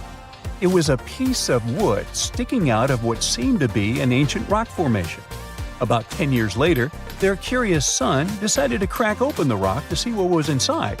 And he saw a hammer, which looked surprisingly modern. Then, one unique finds enthusiast decided that the rock encasing the hammer was from the Cretaceous period. This would mean that someone dropped a 19th century hammer while dinosaurs like Triceratops were still roaming the earth. So, if this hammer was truly from the Cretaceous period, then the whole evolutionary theory would be wrong. And if the hammer was modern, it would mean the Cretaceous rock formation it came from was much younger than we thought. But the real answer was much simpler. The hammer was indeed modern, and geological processes had encased it in rock. Minerals can harden around an object in a relatively short time. So the hammer was probably dropped by a miner a century or so ago, and the rock formed around it afterwards. And no, it wasn't a Victorian-era candlestick holder either. So in the early 2000s, a geology major went on a field trip to the world's largest open-pit coal mine in Colombia. He picked up a piece of rock and noticed impressions of some prehistoric leaves on it. Then he found more rocks, and each of them had the same pattern. Back then, the student could hardly know that his discovery would help describe the largest snake that has ever lived on Earth. The student took his findings to a local scientist who called up the Smithsonian Institute and invited them for a fossil hunt. He wasn't that surprised, as he knew there were fossils in the pits of Sarihan. Back in 1990, another geologist found a fossil there and brought it to his office. He wasn't sure of what it was and called it a petrified branch. Years later, a paleontologist saw an image of this branch. He knew it wasn't a branch at all, but a fossilized jawbone of an animal. The scientist got so excited about the find that he flew all the way to Colombia. He wanted to examine the fossil, but no one had the key to its glass display case. The scientists couldn't wait, so they broke the glass and confirmed that it was a fossil of an animal that lived millions of years ago. After Herrera's finding, they knew exactly there were more fossils in the area. It took the team of scientists about 2 years to figure out they were all a part of a giant snake and not a crocodile, as they thought because of the size. They managed to establish it by looking at the vertebrae and ribs of around 30 giant snakes. Now, you might think that fossils would get easily destroyed in an open-pit coal mine, but in fact, they were found under the coal that served as a protective layer for them. Sadly, the scientists couldn't find the Titanoboa's skull. Unlike jaws, which are extremely powerful thanks to their muscles, snake bones are pretty fragile. That's why they usually crumble long before the sediment can appear over them. But still, the researchers managed to find 3 skull fragments. Thanks to this discovery, they've made a full-scale replica of the snake's head, which supported the theory that it used to be one of the largest predators of its time. If you're starting to freak out, don't worry, so am I. They also established it was related to modern boas and anacondas. That's how Titanoboa got its name. It's basically a titanic boa. The huge snake was officially described in 2009. Titanoboa was thriving around 60 million years ago, 6 million years after the Tyrannosaurus rex roamed the planet.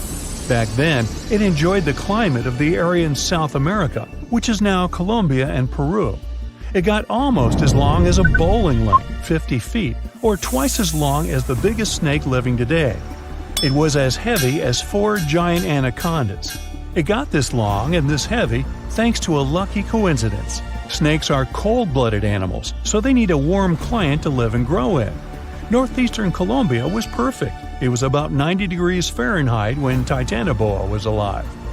Titanoboa wasn't that fast, especially on land, but it most likely spent much time in or near the water.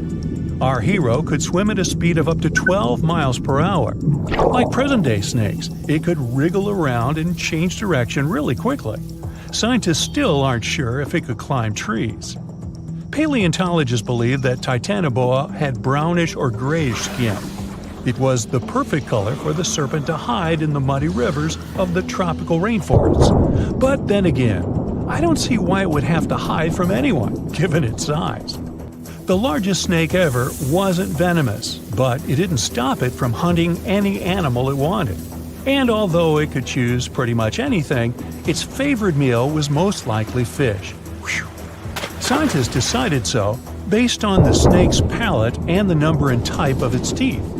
You can't recreate the giant's diet today, as all of those fish types are also extinct. When it wanted to spice up its menu, Titanoboa dined on other reptiles. It sneaked up on its prey and got them down with one quick strike. Its bite had a very special design.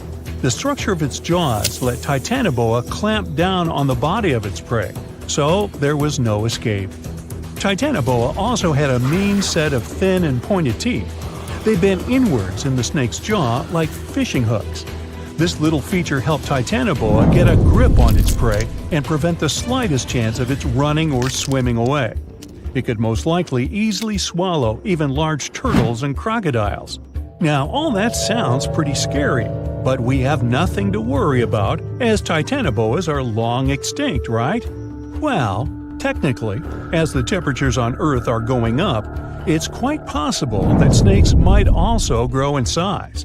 They love heat more than anything, so they should feel comfortable here.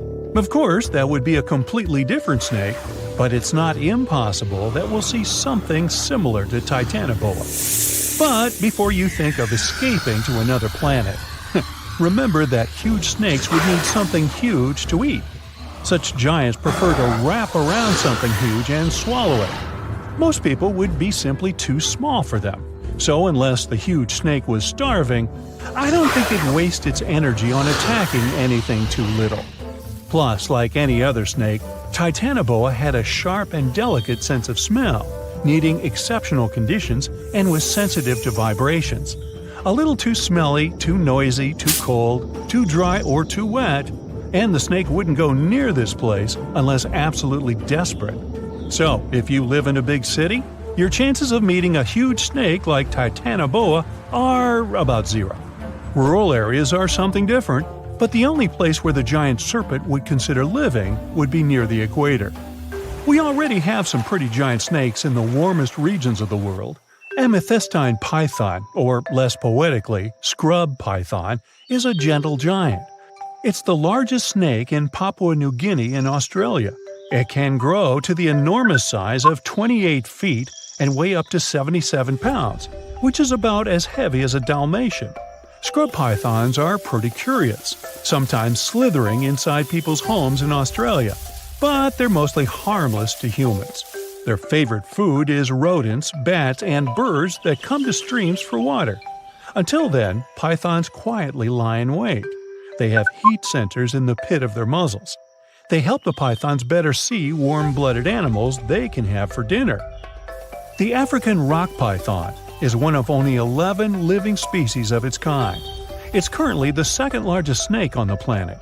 This huge brown snake reaches lengths up to 20 feet and weighs about half as much as the giant panda. It's very serious about its meals, as it can catch an antelope and eat it whole. Even the cold-blooded crocodiles are afraid of this beast because it can easily eat one of their kind too. In 1958, a zoologist found a 4-foot-long young Nile crocodile inside an African python's stomach. According to the scientist, the python said, "Well, I don't know about you, but I find this whole thing hard to swallow." Actually, that's not true. Pythons can't talk, as far as we know. The reticulated python holds the record as the longest of all the living snakes in the world.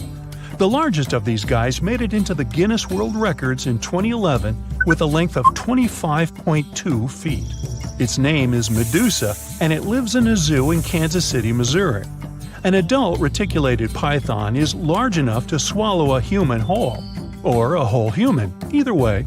But these snakes are mostly quite peaceful and prefer to lie down without much movement.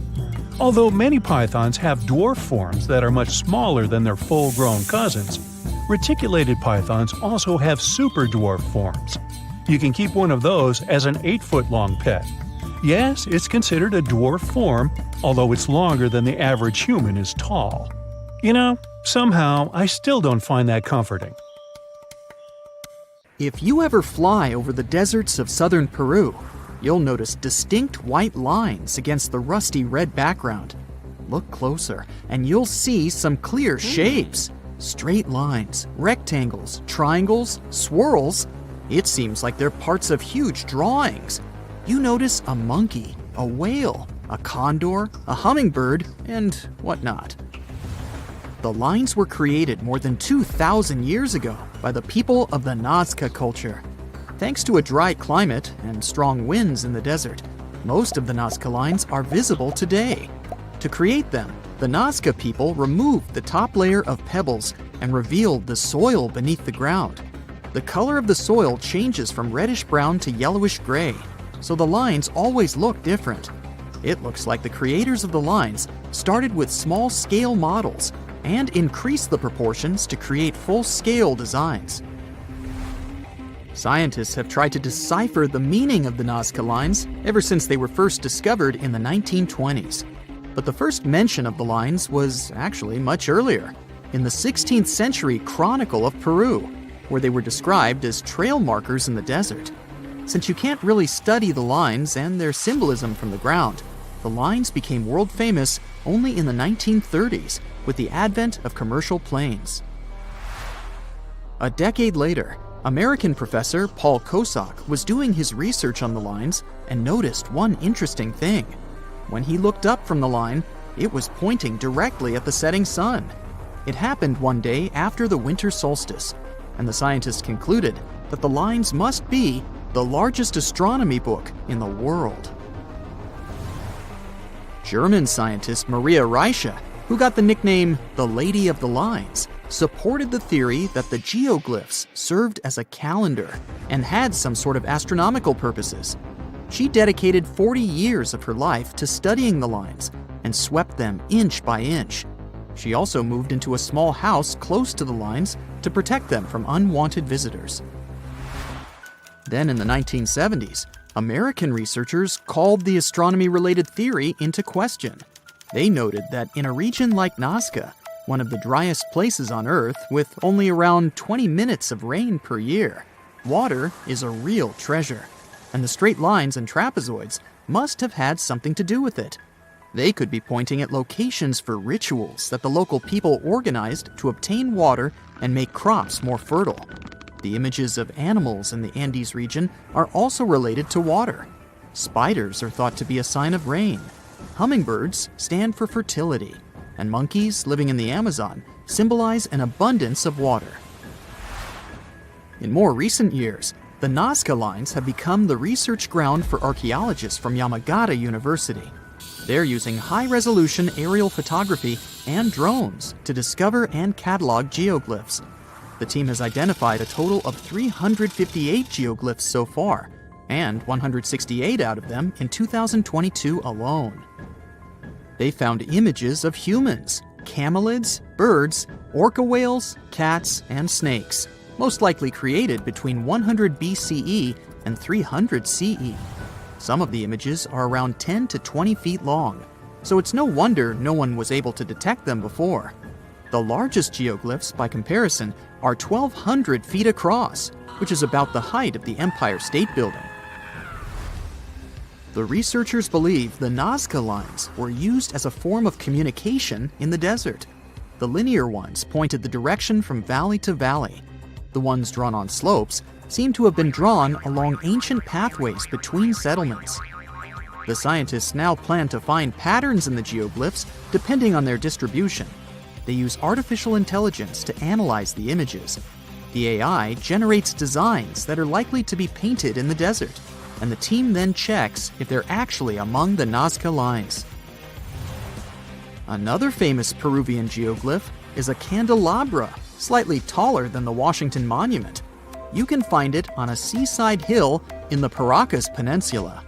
Researchers managed to establish the approximate age of the candelabra by analyzing the nearby artifacts.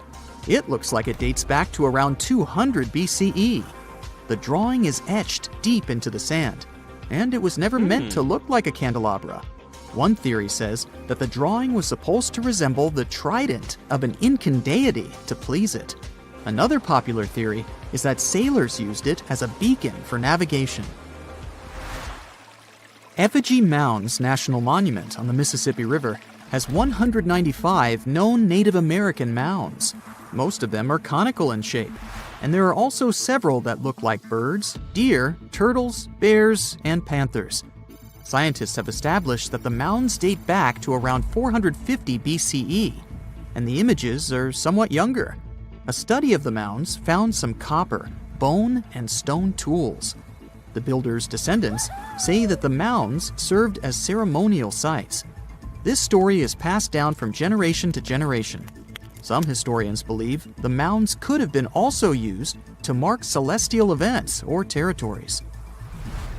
The American Southwest and the nearby regions of Mexico have over 300 intaglios, which are giant images engraved in the ground. The most famous of them are the Blythe intaglios in California, west of the Colorado River. Blythe giants are a group of 6 figures, including that of a human being and an animal. Scientists believe the images are somewhere between 450 and 2,000 years old. According to the local Mojave tribe, there is an image of Mustamho, the creator of life. The animal figure shows a mountain lion who served as his helper. The largest figure is almost as tall as the Leaning Tower of Pisa. The creators of the intaglios had to scrape the dark rock of the desert until the lighter soil showed up. It's nearly impossible to notice them from ground level. That's why they were only discovered in the 1930s, when a pilot flying over them accidentally looked down. The best way to see the giants is still from a helicopter. Kazakhstan can boast its own Nazca lines, a cluster of around 260 earthworks in the north of the country. The steppe geoglyphs are a variety of geometric shapes, including squares, crosses, circles, and a three-pronged design. The creators of the images used materials such as dirt, rocks, and lumber to build them out of the ground. A local economist first spotted the geoglyphs while browsing Google Earth in 2007. Archaeologists suppose that the structures go back 8,000 years, but they still don't know who built them or why. One theory says that the lines helped track the sun's movement. NASA got interested in the discovery since the lines are much older than the ones in Peru. They took photos of the steppe geoglyphs from space, trying to solve their mystery. Another fact that makes the lines so special is how huge they are. One of the largest of them has sides as long as an aircraft carrier. The only humans who could have built them must have been the nomadic Stone Age tribes, but it's unlikely that they had such advanced tools. If they did, that would mean that archaeologists need to rethink the abilities of our long-ago ancestors.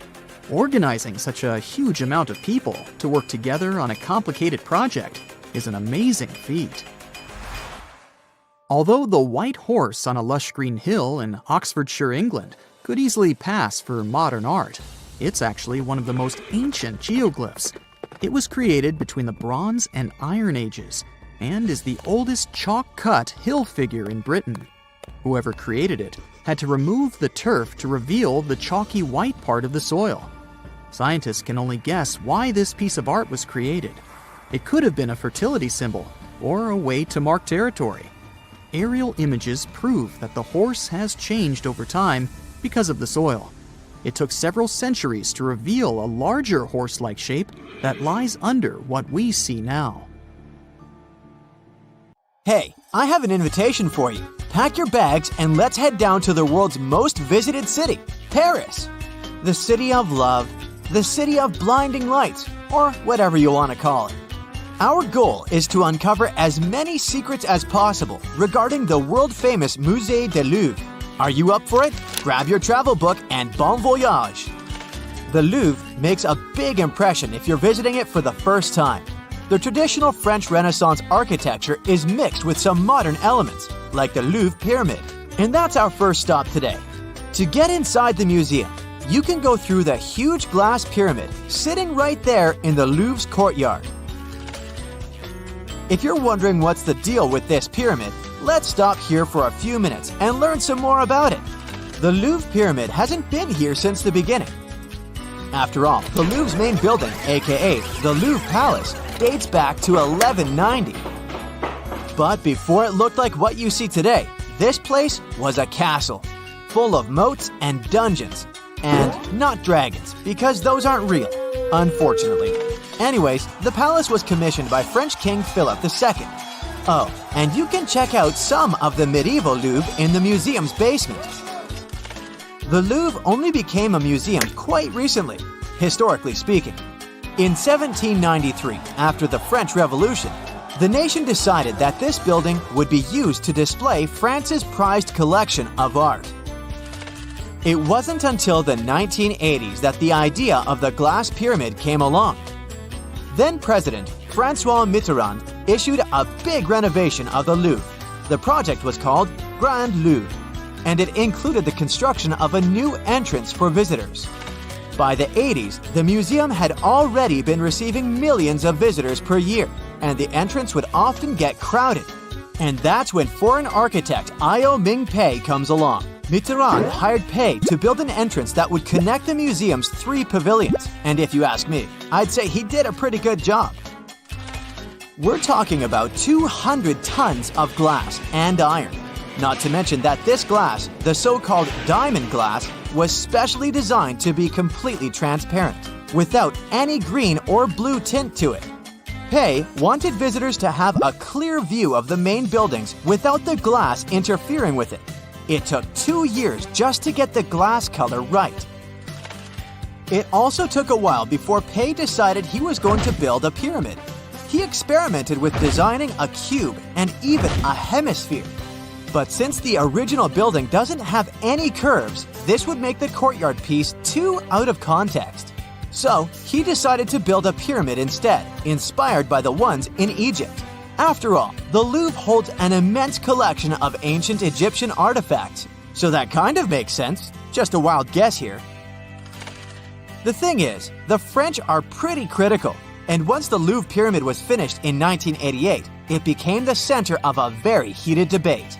Public opinion was unsettled by such a modern construction. Today, people take all kinds of weird selfies with the pyramid. But back then, locals were saying that the modern architecture had nothing to do with the Louvre's Renaissance style, or even the history of the building. Some even said that the pyramid wasn't French enough. Yikes! Standing in line to get inside the Louvre, you can't help but wonder, how do people clean this huge glass pyramid? We're talking glass slopes, so this sure isn't an easy feat. In the beginning, the museum administration apparently hired mountaineers to climb it and clean it. And some still do this job nowadays when the robot built for this task can't clean all the dirty spots off the glass. I'm not joking. The Louvre pyramid is cleaned by a robot. You know what they say, the future is here. Once you're down the escalators, you'll notice that this awesome pyramid you were taking pictures with upstairs has an inverted face to it downstairs.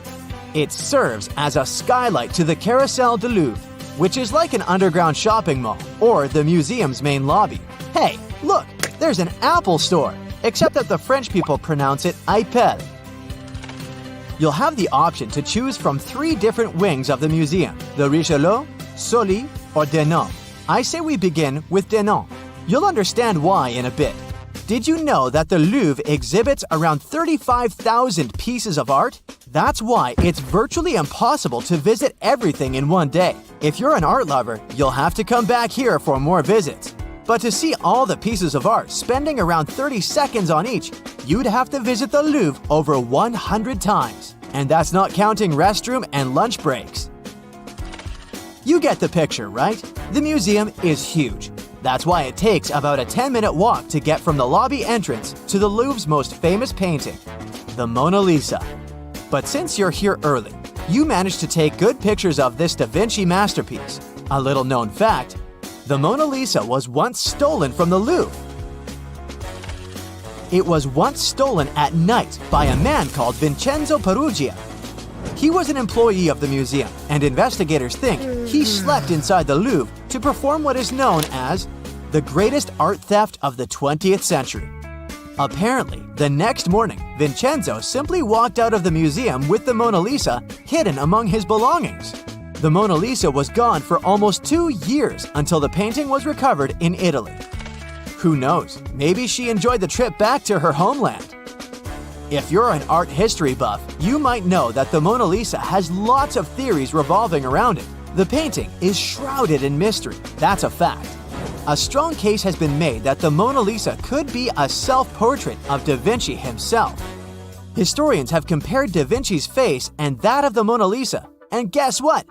They appear to be strikingly similar. Also, a 2010 study done by Italy's Committee for Cultural Heritage found that there is a collection of symbols hidden in the painting. These are only visible through highly technological magnifying lenses, but they showed that Leonardo inscribed an LV inside Mona Lisa's right eye. Experts guess that this is Da Vinci's signature, but the other symbols, a CE in the left eye and a 72 in the arch of the background bridge, are still a mystery. But enough about La Gioconda. We want to get to the Sully wing of the museum.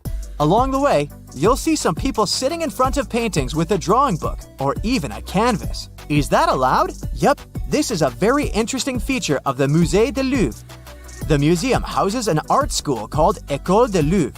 The students of this school, as well as other Parisian institutions, can get permits to sit in front of paintings and copy them. This way, promising young artists can learn directly from the source. They copy the works of Renoir, Monet, and Poussin, trying to figure out the techniques these painters used. Can I sign up for this, please? To finish your tour, you're visiting the ancient moat we talked about earlier in this video. You know, the one that was part of the original Louvre when it was still a castle. Thanks to the archaeological excavations that happened in the 1980s, this part was uncovered and has been open for visitation since 2016. You can even see a miniature model of what the original castle looked like. And if you visited other landmarks in Paris, you'll notice that it's pretty similar to the Conciergerie. I wonder if they've ever thought about producing cheese down here. It seems like the perfect place. Oh well, I hope you enjoyed learning some secrets of the world's most famous museum. See you next time! You plan to spend your summer vacation in Africa. The final destination is the Sahara Desert. It's located in northern Africa, stretching from the Atlantic Ocean to the Red Sea. You're excited to ride camels and learn about the region's rich cultures. You hop on an extensively long flight, and finally, you are here. You find yourself in the world's biggest hot desert. Can you believe it's 3 million square miles? You're ready for your first adventure after drinking liters of ice-cold water. The guide gives you a choice. You can spend 2 weeks visiting a collection of oases, or you can help them solve an ongoing local mystery. Deep into the desert, near this Algerian town, lies a mystery begging to be solved. A collection of huge, spotted circles in the sand. There are dozens of them, stretching for miles in a straight line. The circles were first identified via Google Earth images several years ago. People have debated them for years, but no one seems to know the answer. The strange thing is that they are so many miles away from any towns, roads, or human activity. The quickest way to discover the truth behind the circles is asking questions. You grab your notebook and set out to talk to locals. Everyone is helpful in this scenario: geographers, anthropologists, elders, and historians. The first person you talk to is a map expert. You need to understand if those circles were authentic or a satellite glitch. You end up interviewing the people who take Google Earth satellite pictures. The circles are really there. They appear in multiple pictures from many years. Then, let's understand why they are there in the first place. After 2 days of interviews, you have your first lead. The circles could be the result of oil activity. Experts explained why this would make sense. Algeria is a rich area for natural resources, so this would be a sensible guess. Usually, to find out if there is anything worth extracting, companies would undertake seismic surveys. Seismic surveys are a way of analyzing the Earth's surface by sending shock waves into the ground. Depending on how these waves bounce back, you'll know what is located there. A special vehicle could have marked the soil that way. So, did we unravel the mystery? Not quite so. As you know, the Sahara Desert is one of the driest areas on the planet. The average high temperatures in summer are over 104 degrees Fahrenheit. To survive there, people need to find ways of accessing water. So, these circles could be a kind of ruin or leftovers from ancient water wells. Again, I'd say this is a sensible guess. Ready for some fact-checking? Some anthropologists agree that these circles could be ancient fogueras. Foguera is the name of a 2,500-year-old style of irrigation system, usually found in northern Africa. It is also known as a kanat in other places in northern Africa. Locals would dig a deep well at an elevated point, deep enough to tap into underground water. They would then dig parallel shafts at regular distances. Then they would dig an underground channel that connected the city to the well. Solely with the help of gravity, water would run from the well to the city. This traditional technology provided water for crops, livestock, and humans. Now, let's say these wells made human-made oases possible. Even the closest municipality name was an indication that this could be true. The name Fogueret es Oya is actually named after Foguerets, these ancient wells. Now, this lead was proving to be very accurate. You decide to travel over there to see for yourself. You take a local bus, sit back, and enjoy the ride. The landscape in northern Algeria is filled with ancient-looking towns. You even see ruins of wells along the way, on the outskirts of smaller cities. Opening Google's satellite images, you can see the Qanat's markings on the ground, a series of holes running down several miles. But as soon as you arrive, you find out you were wrong. Dale Lightfoot, one of the world's leading experts on Qanats, said that the circles were definitely not Qanats. Even the satellite images confirm this difference. Uh-oh, we were so close. Apparently, Qanats or Fagras would not run down a straight line. They wouldn't be shaped like circles. Another clue that this wasn't the case was that there were no towns at the end. The circles were really far away from any human activity, and Qanats were explicitly built to provide water for human settlements. Well, it sure was a good try. You almost gave up on this mystery when you decided to take one more field trip.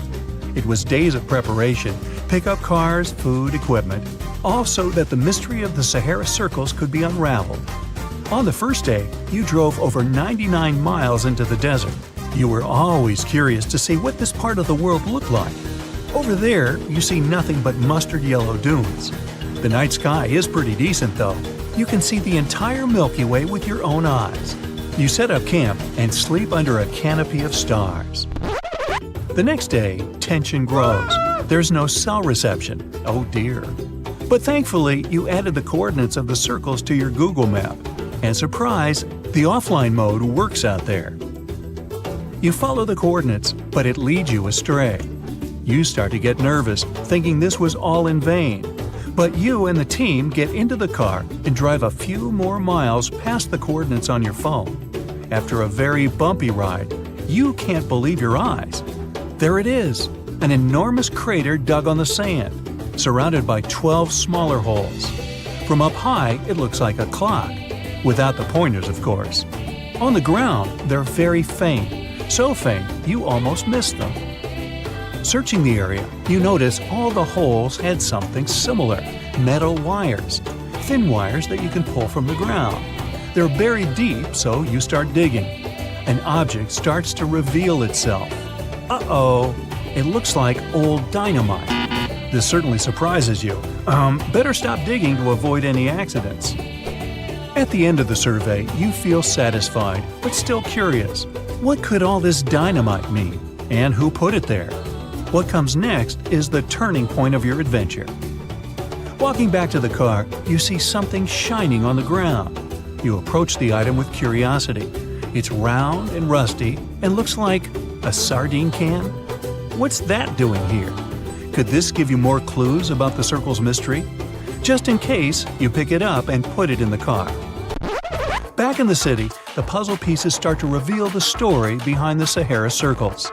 You bring photos and the sardine can and show them to local experts. They analyze your material and give you an intriguing verdict. As it turns out, guess number 1 was the closest one to the truth.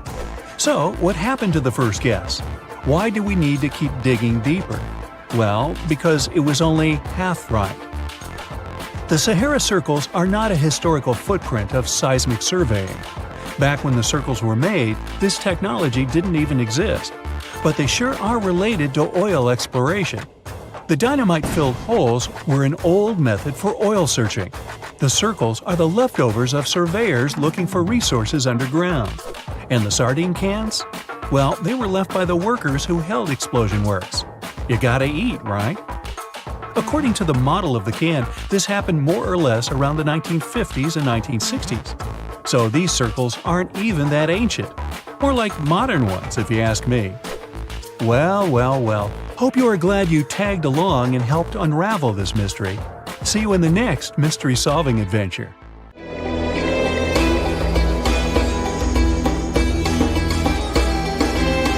The Great Pyramid was created as the final resting place of ancient Egyptian monarch Khufu.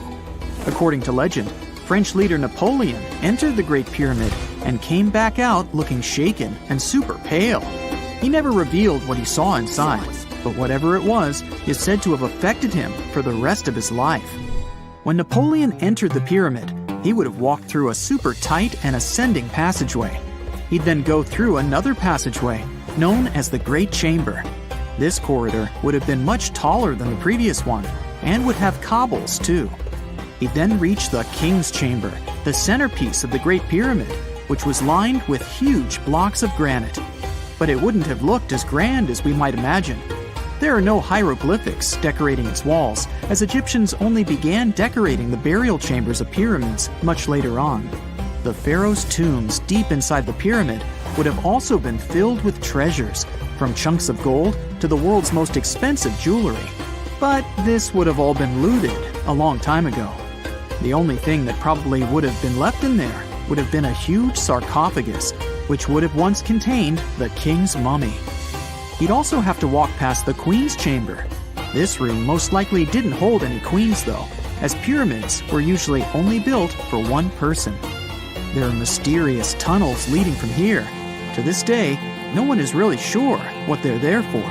And that's not the only mysterious and creepy thing Napoleon may have encountered, as stories of pharaohs leaving ancient curses on pyramids go way back.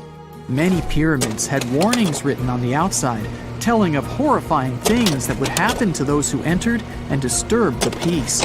We might not know what exactly Napoleon found in the Great Pyramid that scared him so much, but we know for sure what was found in Tutankhamun's tomb.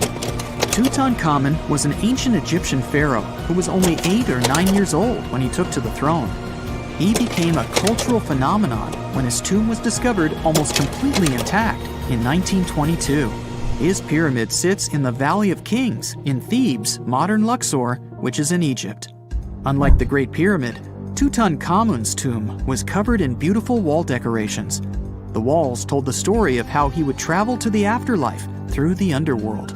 Egyptians believed all people would have to take this journey, so they would fill their tombs with objects and paintings to help them get there. There'd also be spells painted on the walls. They believed this would help people pass over to the next realm. The journey would be pretty long, and for that reason, the ancient Egyptians would also fill the pyramids with food. Tutankhamun's pyramid was filled with 8 fruit baskets. They even found something called gingerbread fruit in there. The rooms were jam-packed with furniture, statues, clothes, and staffs, amongst a whole bunch of other things. You'd likely find a lot of clothes and expensive jewelry in the pyramids as well. The ancient Egyptians wanted their ancestors to travel in style to the afterlife. They put Tutankhamun in his final resting place with over 50 pieces of clothing, all of the highest quality. There were tunics, scarves, gloves, and headdresses, and a ton of jewelry. Bracelets, pendants, necklaces, rings, and scarabs for protection were all found inside. Each of them was made of gold or precious stones. There were also fans made of ostrich feathers to keep the old pharaoh cool in the hot Egyptian sun. But the temperature inside the pyramids never actually went above 68 degrees Fahrenheit. The ancient Egyptians developed a super cool air conditioning system that we don't fully understand even today. Tutankhamun's pyramid also contained 130 walking sticks made from ebony, ivory, silver, and gold to help him on his journey. There were 3 chariots hidden away in case he got tired of all the walking. They also put 11 boat paddles inside, but there was no sign of any boat. The pyramids would be littered with the pharaoh's favorite scents and perfumes. During the excavation of Tutankhamun's pyramid, it quickly became clear that it had been robbed during ancient times.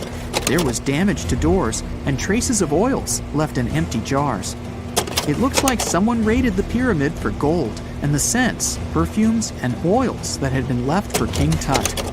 There was still a bit of perfume, which was made from coconut oil and frankincense, left in one bottle. It seems like Pharaoh Tutankhamun loved board games. There was an ivory traveling set of senet in his pyramid. Although we don't know for sure exactly how to play it, we have figured out it was sort of an ancient Egyptian version of backgammon. It looks like it was a 2-player game where the goal was to knock your opponent off the board. Not really sure who Tutankhamun's mummy was supposed to play with though. The ancient Egyptians had some rituals that may seem pretty strange to us. For example, they used to shave their eyebrows off if they ever lost a cat. So it's not too surprising they put some really weird things inside pyramids. archaeologists discovered a collection of mummified cats and scarab beetles in pyramids that date back more than 4,000 years. They were found in the pyramids of Saqqara, which is south of Cairo. They also found a bunch of makeup kits and mirrors inside.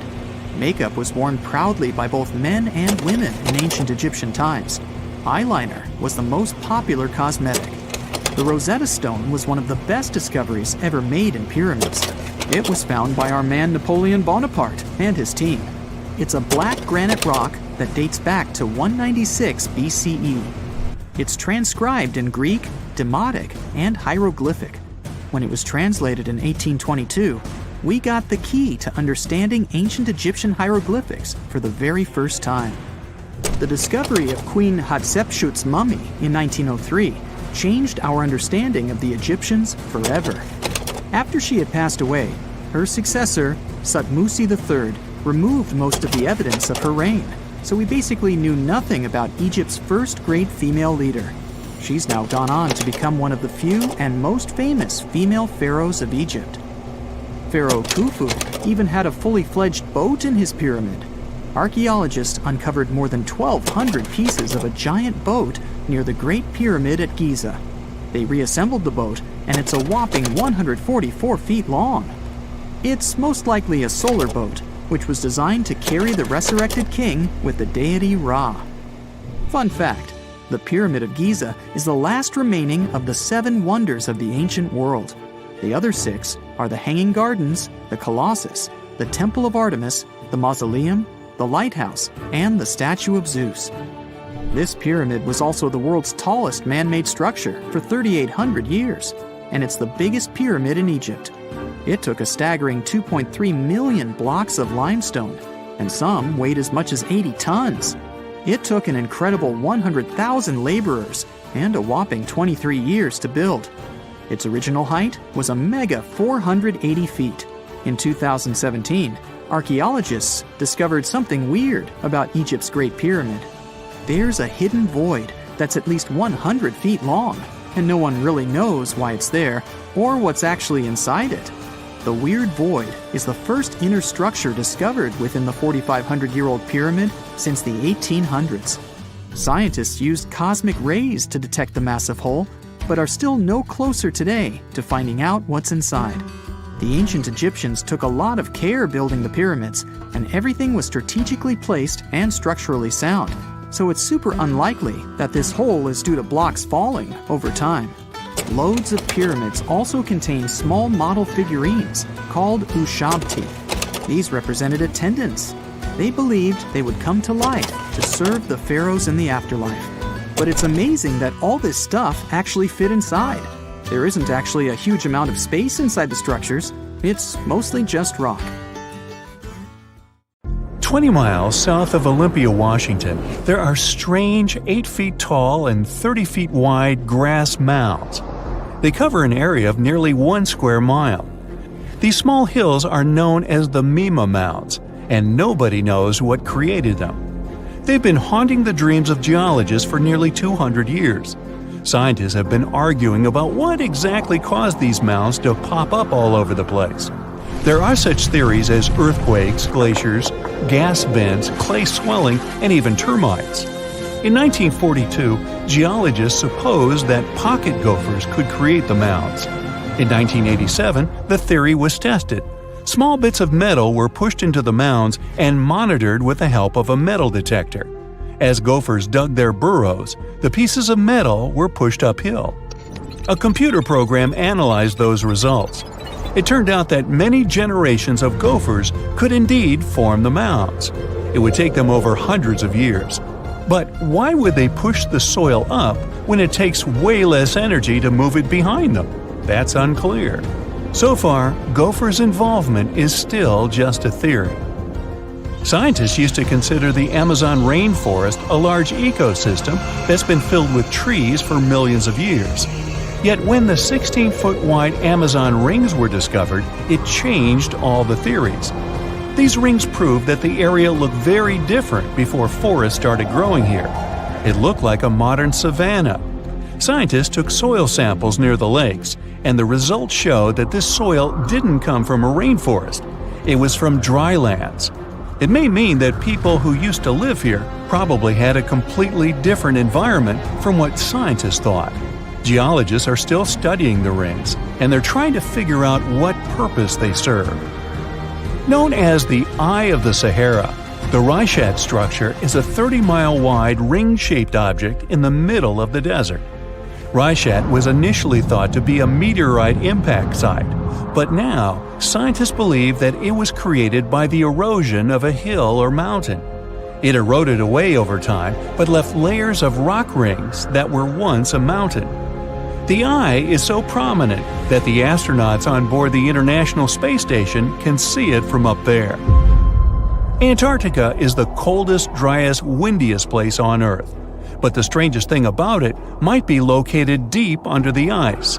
Until about 60 years ago, Antarctica was considered flatland. That all changed in 1958 when the Gamburtsev mountain range was discovered. It was hiding under 2 miles of ice. Its peaks were more than 10,000 feet tall, and the whole range stretched for 750 miles. That's 1/3 of the height of Mount Everest and about half the length of the Himalayas. No one has ever laid eyes on the Gamburtsev Mountains. The ice hides deep valleys and steep inclines. They could show what Earth looked like millions of years ago. Lake Vostok in East Antarctica was discovered in 2012 during drilling. Scientists found a freshwater lake, untouched and unfrozen, under more than 2 miles of ice. Researchers believe that undiscovered microorganisms and unique geochemical processes might exist in the lake. After all, it hasn't seen sunlight or been exposed to Earth's atmosphere for over 15 million years. But drilling into the lake is likely to ruin the ecosystem below and contaminate one of the last untouched places on the planet. There's a 350-foot anomaly in the Indian Ocean, known as the Indian Ocean Geoid Low, IOGL. It produces the largest distorting natural gravitational force in the world. Heavy mineral deposits, many deep-sea trenches, and magma reservoirs disturb the magnetic field in this area. Earth's gravity changes in different places around the planet. It allows researchers to look for patterns and figure out what's happening beneath the surface. Higher gravity fields usually means denser materials below, and vice versa. Some scientists believe that the anomaly might be a dent in the planet's mantle, that it's working its way up to the crust. The Cave of Crystals in the Mexican state of Chihuahua. These caverns are filled with amazing gypsum crystals that crisscross the entire subterranean area. The caves were discovered in 2000, when workers were draining water from a zinc mine. That's when they stumbled upon these sparkling structures. The crystals were so pure and large, around 33 feet in length, and had such sharp edges that geologists couldn't date them using conventional methods. Luckily, researchers discovered 50,000-year-old bacteria samples within one of the complex constructions. It was extremely hard to work in the caves. There, the temperatures reached 136 degrees Fahrenheit, and the humidity was extremely high. Scientists needed special cooling equipment to get down to the cave, even though they only made short trips. Unfortunately, the company that owned the mine re-flooded the cave system, preventing any further study. Around 450 miles away from Bangkok, in northeast Thailand, there's a 75-million-year-old rock formation. These rocks look like 3 whales swimming together. The beautiful design created by nature became known as 3 Whales Rock. Millions of years ago, this area was just a desert, but the land was changing. Gradually, sandstone got pulled apart by the movements of tectonic plates and erosion. That's how these spectacular formations were created. If you decide to explore the system of trails around 3 Whales Rock, you'll find waterfalls and abundance of fauna and flora there.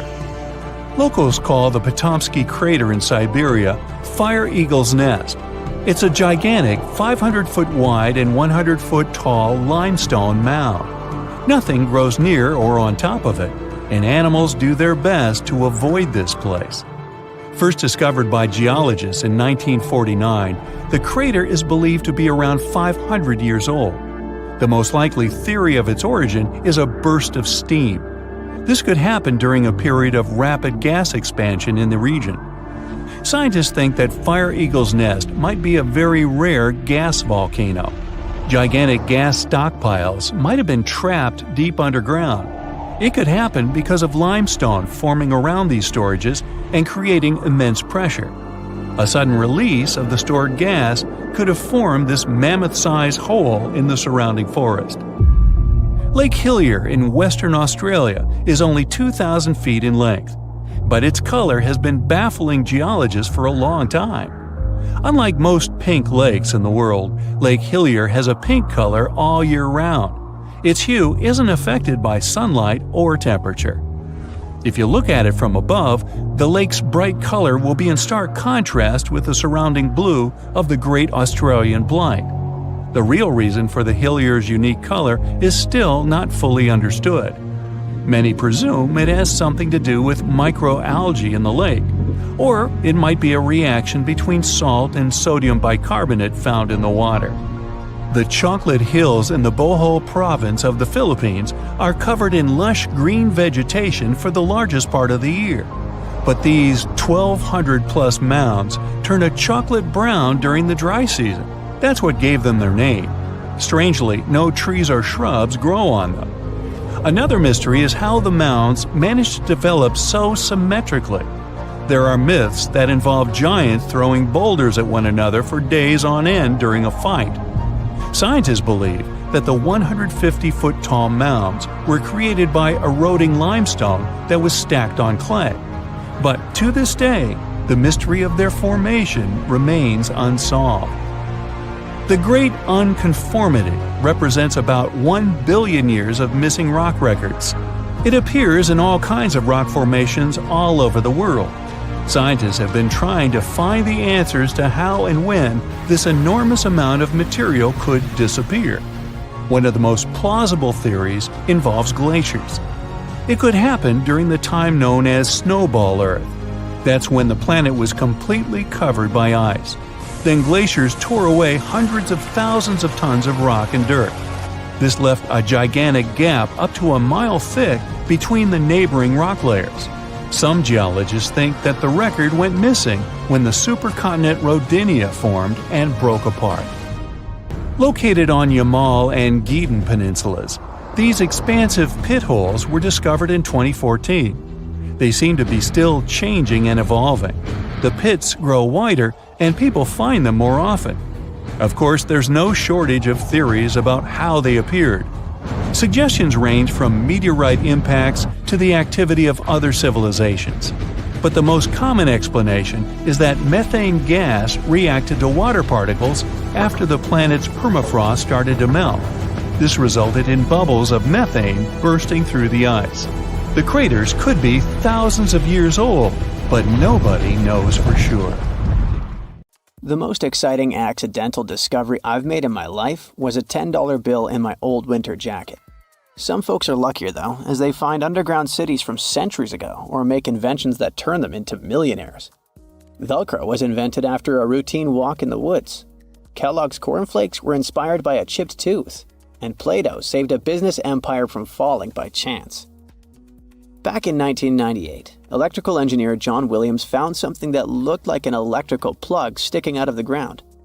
He started digging and noticed that it was stuck in a small rock. He found it in a rural location in North America, far from civilization, industrial complexes, airports, factories, and electronic plants. This piece of electronics embedded into a solid granite stone got the nickname Enigmalith and a price tag of $500,000.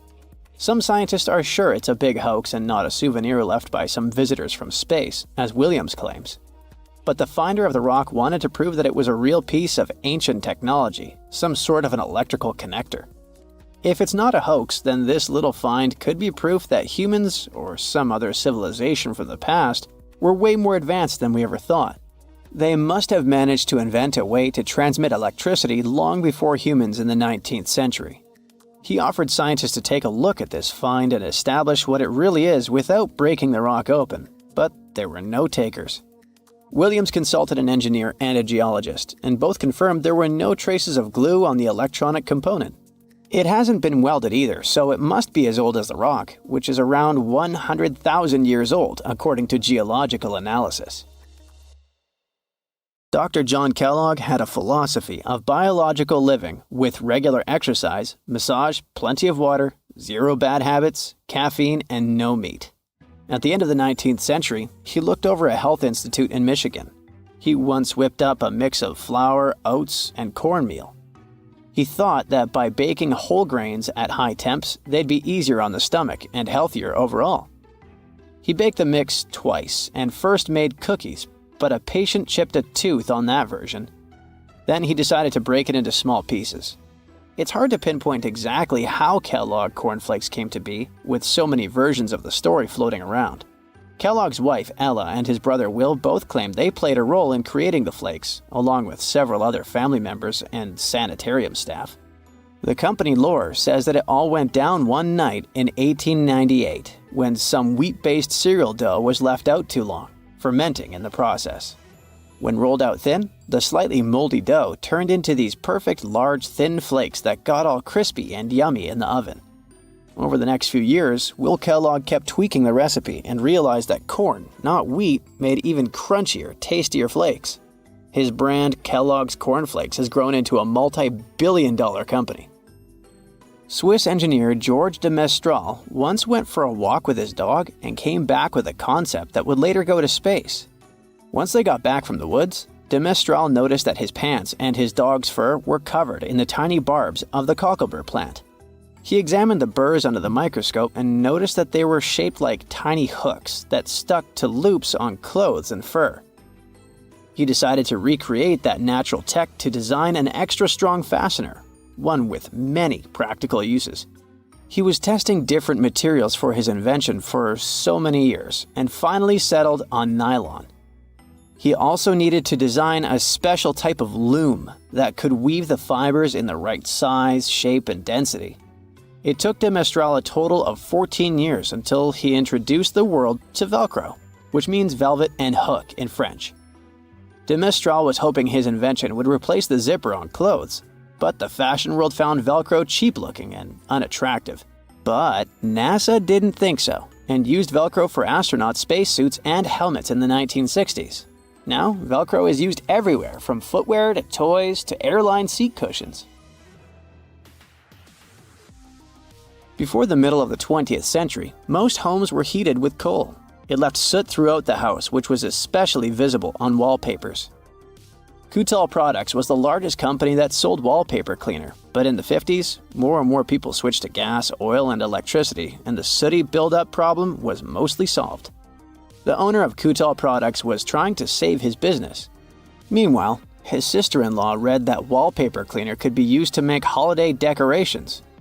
She worked as a nursery school teacher, and modeling clay was pretty hard for her students to handle, so she decided to test this material for molding into different shapes, and it works out just fine.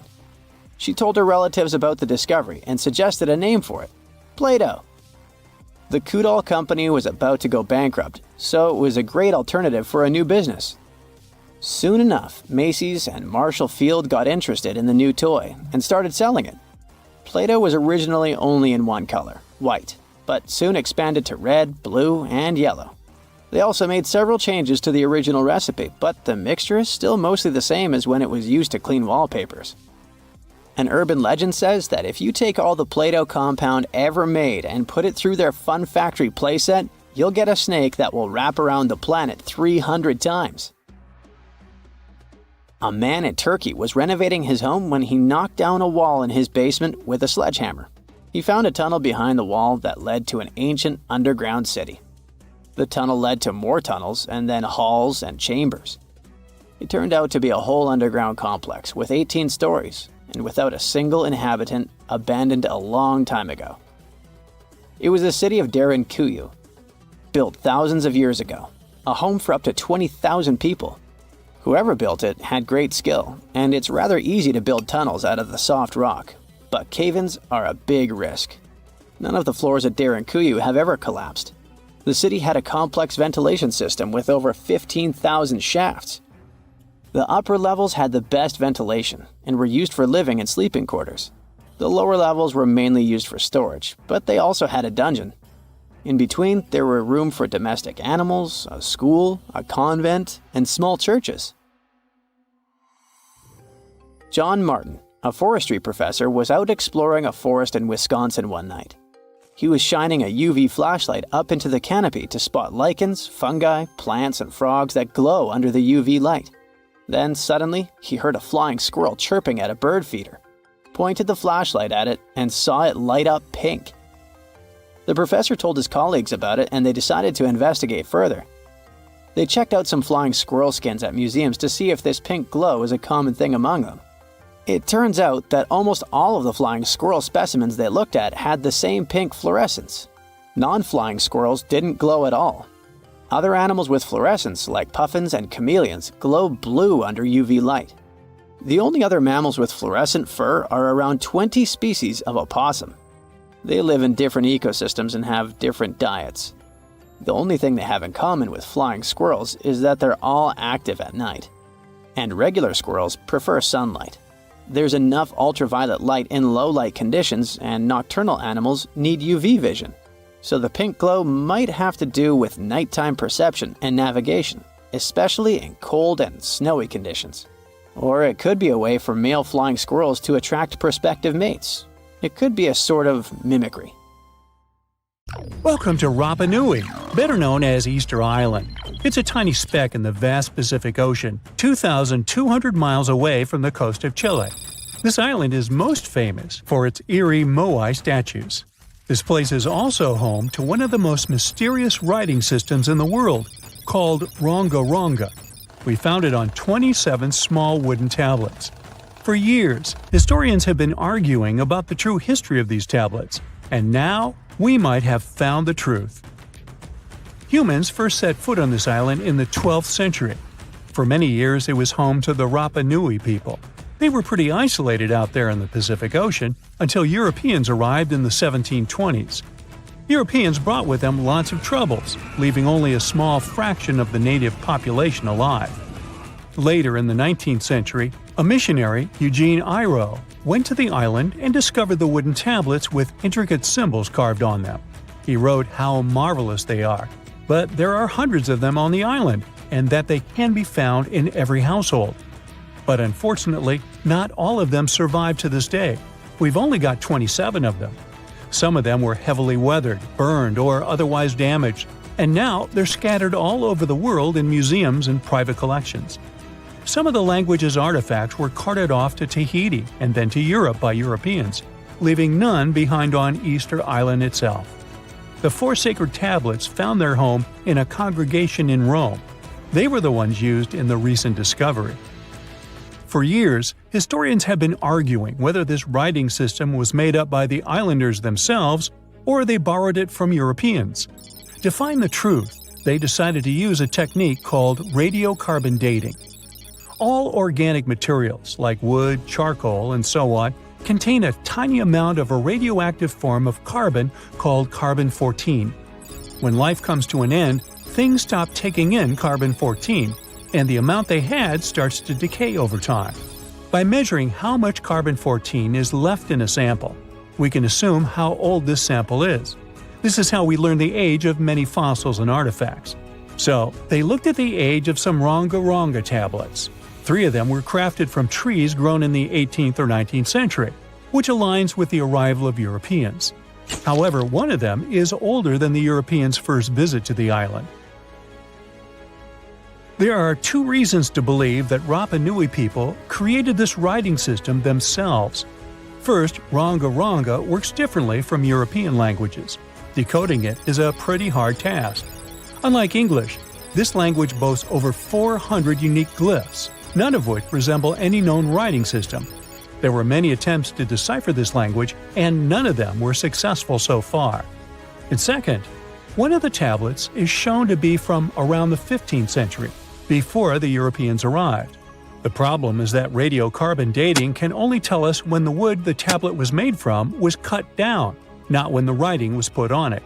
And since we've only got one tablet to go by, this isn't enough to be completely sure. On the other hand, Why and where would they preserve cut wood for over 200 years just to grab it and write something on it one day? But anthropologists and historians say that it's possible. Scarce wood resources might have led the islanders to reuse old driftwood, which could be centuries older than the writing itself. This is known as the old wood problem in archaeology. Plus, the tablet looks very preserved. It was maintained to protect it from wood-damaging insects, humidity, and so on. That's why it survived over the centuries. Whatever is written on it, it was probably important for the Rapa Nui people. Now, all of these are guesses and clues, but scientists are cautiously optimistic. They believe that ronga-ronga could be one of the rare instances of independent writing invention, like those of the Sumerians or the Egyptians. But we need more evidence. In the Rapa Nui language, rogo-rogo means to recite or to declaim. Not everyone could write, only a select few. Probably only the elite of Easter Island, mostly men, knew and could read this written language. After colonization, none of them survived. So now we have to rack our brains trying to figure out what's written here. First, scholars can't agree on what type of script it is. We aren't even sure that this was their language. But even if it was, we don't know whether it's a primitive form of writing or a fully developed system. In the 1990s, a linguist, Stephen Roger Fisher, believed he might have cracked the code of ronga-ronga structure. His idea was that these tablets conveyed cosmogonies. Cosmogonies are stories or narratives that explain how the universe was created and how natural phenomena came to be. They often come from ancient traditions and cultures, like those found in East Polynesia. The tablets could have talked about things like how the world began, where everything came from, and how different aspects of nature, like the stars or the mountains, were formed. This would also explain why only the wise elite could write. Fisher thought that ronga-ronga is a mix of logographic and semasiographic systems, which means that some symbols represent spoken words, while others represent ideas or concepts. But deciphering them would be very hard because it requires extensive memory and knowing context, because the symbols are more like hints than complete expressions. However, other language experts disagreed with his ideas, saying there were problems with how he put together his theory. Unfortunately, Fisher couldn't prove this hypothesis. Maybe these are just drawings. If we look at the tablets, there are some things that look recognizable: people, animals, plants, and geometric shapes. There are some birds. One of them looks like a frigate bird, which Rapa Nui people associate with the deity Maki-Maki. There are also fish, centipedes, and so on, or at least these glyphs look like them. Could it be just art or a form of decoration? Maybe, but there are some problems. The glyphs show a high degree of complexity and structure. They also keep the same style. For example, there are several symbols that show something human-like with a raised hand. The only difference is different heads. As if it wasn't complicated enough, this unique writing style also uses a system known as reverse boustrophodon. This means that each alternate line is flipped upside down, resembling nothing seen elsewhere. We don't know why they would turn the tablet upside down after each line. But all this shows that they had some sort of system and organization behind these symbols. Plus, it seems like they use these tablets every day for some practical purpose. But there's some hope for the future. New technology, like AI and other computer programs, might help us understand lost languages. We already started creating algorithms that could help us solve other mysteries, like the Voynich manuscript. Academics even organized the Vesuvius Challenge, a machine learning competition that, in 2023, cracked the riddle of the ancient Herculaneum scrolls. The scrolls were buried under volcanic mud after the catastrophic eruption of Mount Vesuvius in 79 AD. In real life, the scrolls are very fragile, so deciphering them would be a very hard task. But with digital scanning and machine learning, it's much easier. They have a rich history. They most likely belong to the personal library of an Epicurean philosopher named Philodemus. These scrolls contain very important insights into Greek philosophy and Latin literature. If we decipher more of them, we'll learn more about the rich history of the Roman Empire. In 1968, a chemist named Spencer Silver was working for a company. His task was to create a brand new adhesive that was strong and powerful. It should be much better than anything available at the time. After lots of experimenting, Spencer ended up with an adhesive that stuck but was also easy to remove. At that point, he probably felt like he failed. But little did he know that he was about to change the history of sticky notes forever. He made the Post-it. Now, cornflakes were created by accident too. Dr. Kellogg experimented with various grains. It's a bit murky when it comes to pinpointing the exact moment Kellogg's cornflakes were invented. Several family members and sanitarium employees claim credit for the creation. According to company history, in 1898, a batch of wheat-based cereal dough was accidentally left out for an extended period. This caused the dough to ferment. It was then rolled out on thin sheets and baked. The slightly moldy dough produced large thin flakes that were crispy and tasty. Over time, corn was found to produce even crunchier flakes compared to wheat. By 1909, Will's company produced 120,000 cornflake boxes daily. Some kitchen appliances were also created by chance. Percy Spencer was an engineer working on radar equipment. One ordinary day, when he was working, he happened to have a chocolate bar in his jacket pocket. At one point, it started melting. That got him thinking, could it be the microwaves coming from the radar's magnetron that caused this? To test his theory, he took some corn kernels and, one by one, watched them burst. In no time, Percy came up with the very first microwave oven, which was put on the market in 1946. It's amazing how a melted chocolate bar led to the invention of something that revolutionized cooking. In 1938, there was a chemist named Roy Plunkett. He was trying to develop a new kind of refrigerant, but something unexpected happened. While messing around with some gas, he noted that it turned into a waxy solid substance. That accident led to the creation of polytetrafluoroethylene, or what we now call Teflon. We thank him for the cooking pans in our kitchens. Yet this material is actually used in various industries. I mean, it's even used as a protective coating on spacecraft. Another huge discovery was made in 1921. Two scientists managed to isolate insulin from the pancreas of a dog.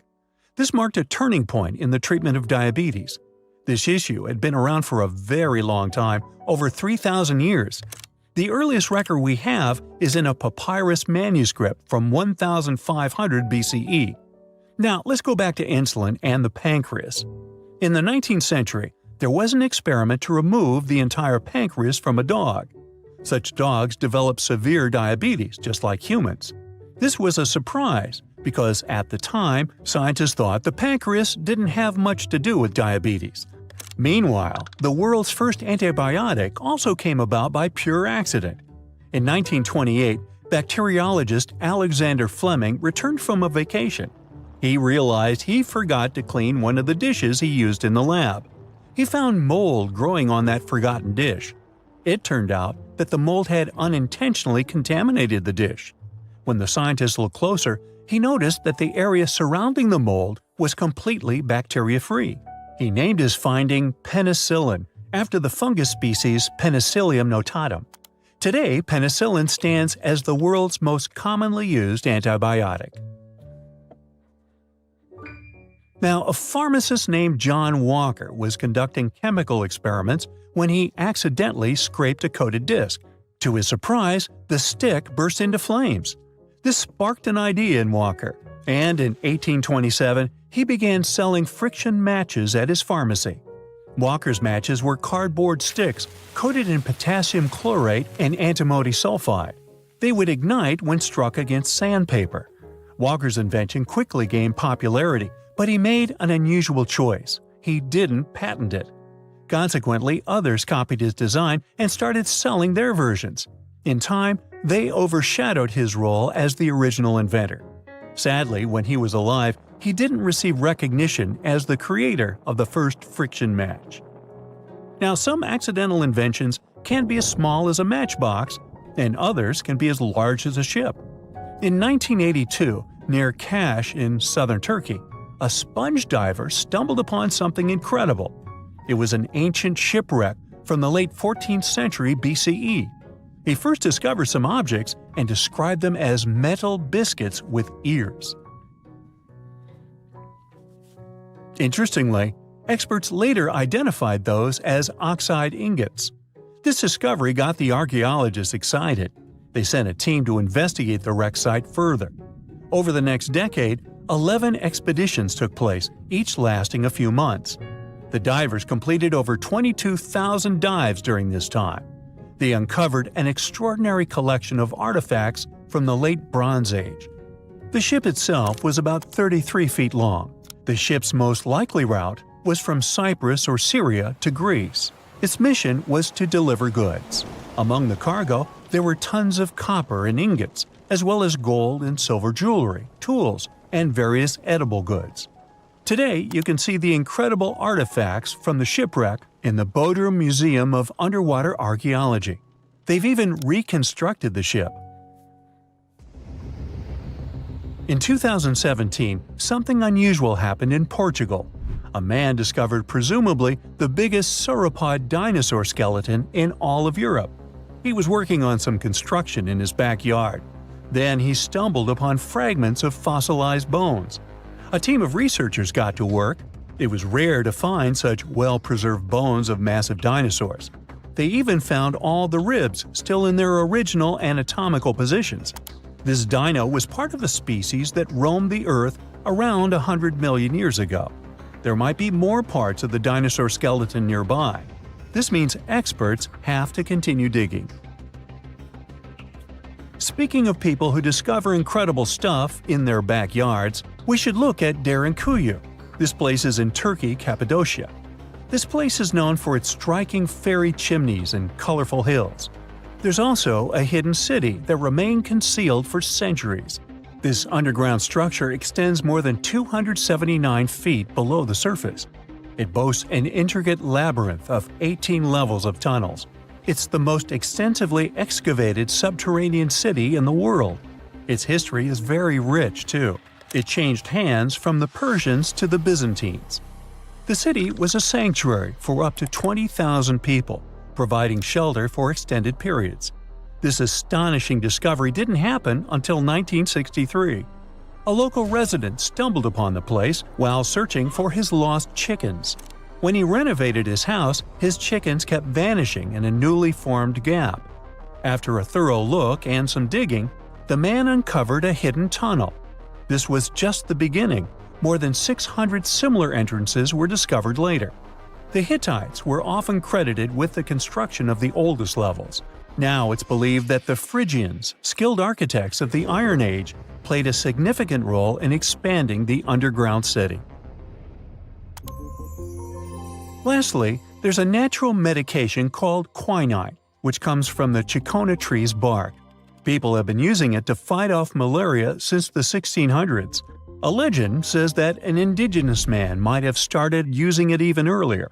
The story goes that a guy with a high fever got lost in the jungle. He had to drink water from a pond surrounded by quinquina trees. He thought he was getting poisoned, but surprisingly, he got better. After that, his whole village started using quinquina bark. Malaria is still a big deal today. People have been trying to make quinine in the lab because it's so useful. Back in 1820, some scientists figured out how to get quinine from the cicona bark. Yet it took more than 100 years for chemists to get the exact chemical structure of quinine. This was a breakthrough in the world of chemistry. Remember the Neanderthals? Our superstar humanoid cousins of the Pleistocene era in all their wide-nosed and slope-foreheaded glory? They roamed through Europe and Asia for over 350,000 years before they vanished. This was around the same time our ancestors, the Homo sapiens, decided to take a vacation from Africa and explore the world. We may never know what truly happened to the Neanderthals and why they didn't make it to the present times, but thanks to some hefty archaeological digging and impressive fossil finds, we now know a bit more about them. One theory for their disappearance is that the climate wasn't suitable for them anymore. Supporters of this idea think Mother Nature turned on the Neanderthals and sent them packing. Unfortunately, If we look at Neanderthal archaeological sites in Italy, for example, there are no signs of weather catastrophes that could have wiped out this entire species. Others believe there was a bit of resource competition between Neanderthals and humans. That's why specialists also dug around several other archaeological sites where Neanderthals and sapiens might have rubbed elbows for about 3,000 years. In this case, it does seem that the Neanderthals were a bit behind with their tools. Their technology was like flip phones in the age of VR. But who knows if these two species ever crossed paths in that particular region? The evidence is still fuzzy. How they went extinct isn't the only information we're curious about when it comes to Neanderthals. Other scientists, for instance, are trying to decode some of the Neanderthal molecular barcodes to identify their specific traits, some of which you might share, believe it or not. Sure, Neanderthals as a whole species did, in fact, go extinct. But that's not to say remnants of their DNA can't be found in humans. Now, you know how things go when folks live near each other. Some genetic mixing was bound to happen. The evidence? A dash of Neanderthal DNA which was found in modern folks. Now, this is where the plot thickens. Scientists thought that since Neanderthals never lived in Africa, their DNA wouldn't be found in modern African populations. Well, it turns out that African people have about 0.5% Neanderthal DNA too. This doesn't mean our Neanderthal relatives simply teleported through African territories without leaving any trace behind. What this discovery actually implies is that early humans might have visited Europe, mixed their genetic material with that of Neanderthals, after which they returned to Africa. That's a lot of migration. How did we stumble upon that Neanderthal DNA these days, you might wonder? Well, scientists gathered thousands of people from all around the world. Participants came from places like East Asia, Europe, South Asia, America, and Africa. Percentages may vary, sure, but around 20% of the good old Neanderthal DNA is still found in US modern folks. Sure, the average Joe only carries about 2% of that caveman swagger. If you're from certain places or families that have a smidge more Neanderthal in their gene soup, you're looking at 3% tops. Is there anything in particular that we share with our long-gone humanoid cousins? As it turns out, our Neanderthal ancestors gifted us more than just their company for some thousands of years. They also passed down the incredible legacy of their noses. Well, you see, the Neanderthals were outfitted with some seriously high-rising sniffers. These weren't just cosmetic, they were also quite the asset in chilly climates. The icicle-dripping, teeth-chattering kind of cold where your breath could freeze before it leaves your lips. During those days, the Neanderthal noses worked as personal heaters, warming and humidifying the cold, dry air they inhaled. For that kind of extreme weather, these impressive nasal skyscrapers turned out to be quite handy. When our Homo sapiens ancestors decided to leave the sunny savannas of Africa for a spot of frostbite up in Eurasia, they bumped into the Neanderthals. This encounter resulted in not just an exchange of pleasantries, but also an exchange of genes that coded for larger noses. This newfound genetic nugget was discovered by scientists who dug deep into the DNA of over 6,000 volunteers. To complete the study, these scientists meticulously compared this genetic data to snapshots of the volunteers' faces. They measured the distances between various points on each face, such as the height of the volunteers' nose bridges. They then played a game of spot the genetic marker to identify if certain facial traits were linked with specific genes. By the end of this exciting chase, they hit the jackpot. 33 shiny new genome areas were linked to facial features. One standout gene, named ATF3, was traced back to our Neanderthal ancestors and seemed to be the maestro of controlling nose height. Participants with Native American ancestry had Neanderthal hand-me-downs in this gene, contributing to their taller noses. Think of the ATF3 gene as a Neanderthal housewarming gift to us humans, as we stepped into colder climates from Africa. Interestingly, this isn't the first time our ancestors have played pass the gene. Back in 2021, the same research team uncovered a gene influencing lip shape called TBX15.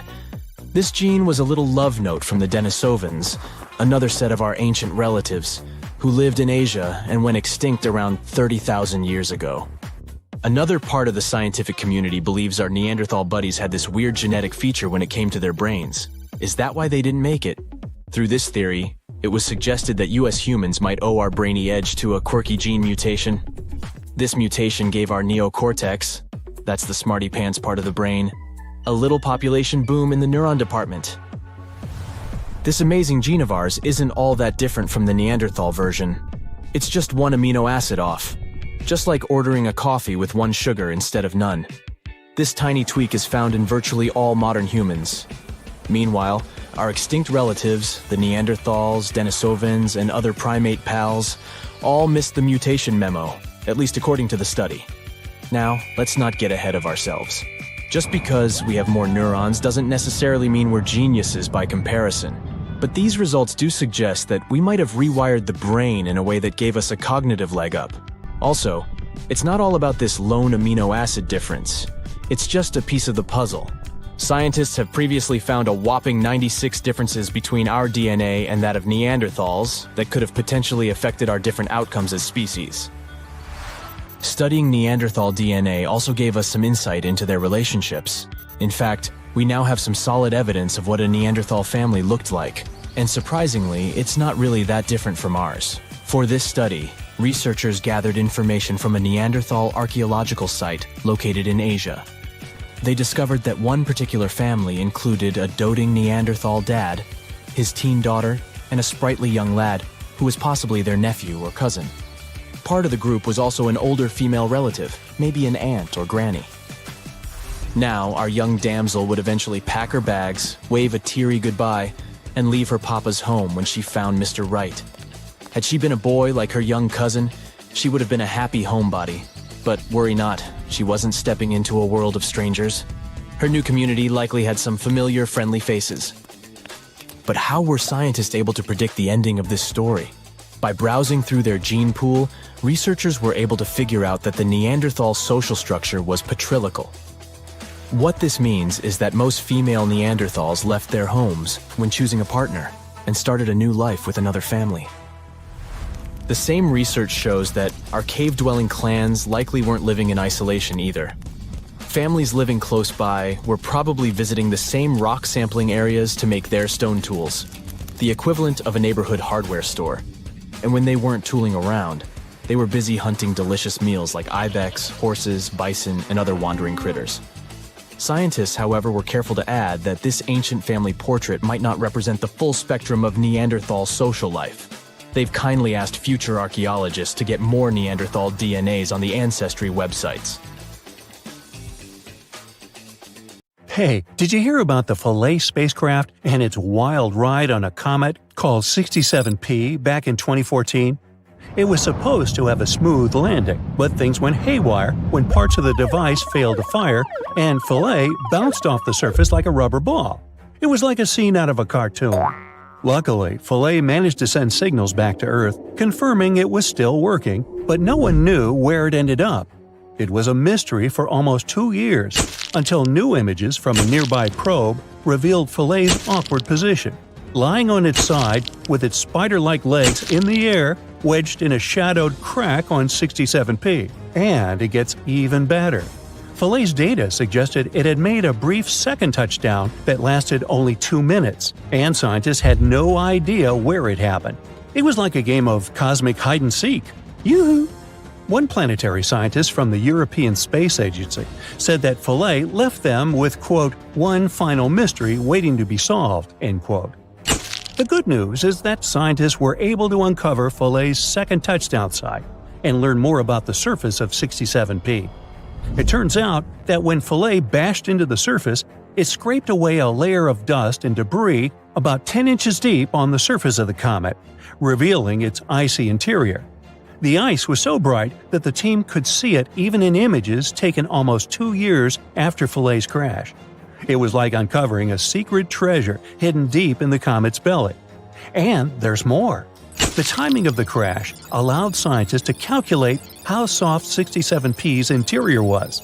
By analyzing data from a magnetometer within Philae, they noticed a significant spike right around the time of the second touchdown. The spike lasted for about 3 seconds, and the team concluded that the comet's interior was about as soft as freshly fallen snow. Imagine that, a comet with fluffier boulders than froth on a cappuccino. Now that planetary scientists have a better understanding of a comet's physical characteristics, they can plan for future missions with much more certainty. And that's where things get exciting.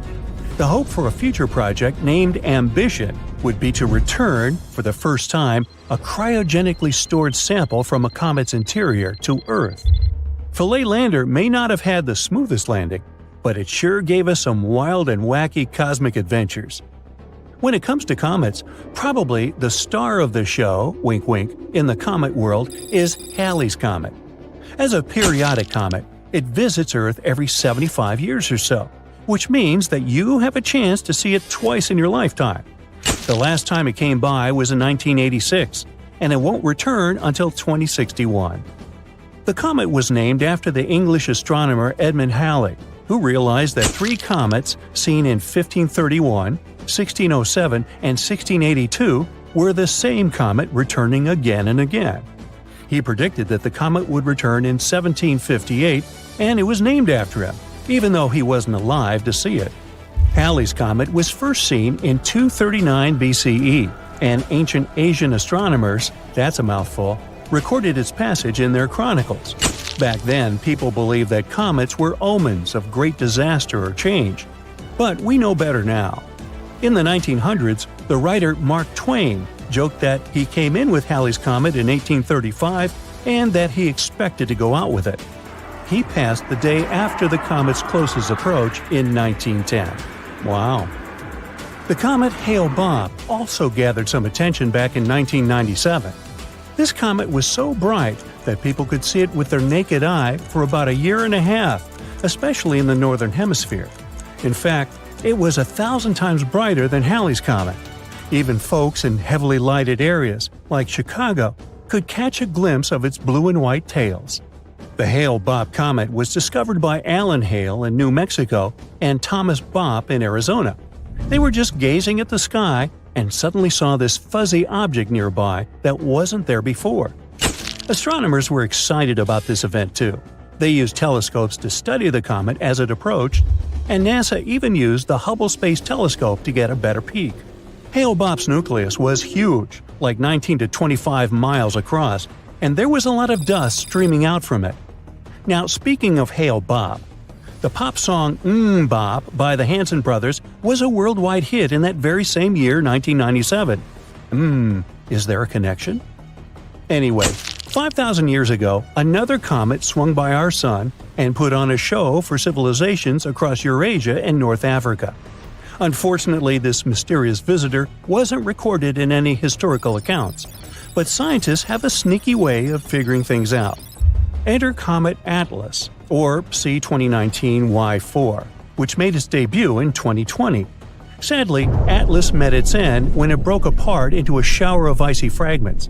But in a new study using NASA's Hubble Space Telescope, astronomers discovered that Atlas was a broken-off piece of that ancient comet from 5,000 years ago. Talk about a family reunion. Comet families are not unusual, and one of the most famous examples is the doomed Shoemaker-Levy 9 comet that fell piece by piece into Jupiter in 1994. But Atlas is a bit of a weirdo. It broke up while it was far from the Sun, which is strange because it should have broken up during its closest pass to the Sun. How did it survive its last pass 5,000 years ago? Well, by observing the breakup of the fragments, scientists can learn more about how the parent comet was put together. And they discovered that one fragment of Atlas disintegrated in a matter of days, while another piece lasted for weeks. This suggests that part of the nucleus was stronger than the other part. But the explanation for why it broke apart is still up in the air, pun intended. It could be due to centrifugal forces, or it could be because of super volatile ices that blew the piece apart like a firework. One thing is for sure though, Atlas's surviving sibling won't return until the 50th century.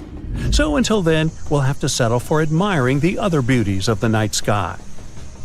This next funny story is about a bunch of astronomers on the island of Maui.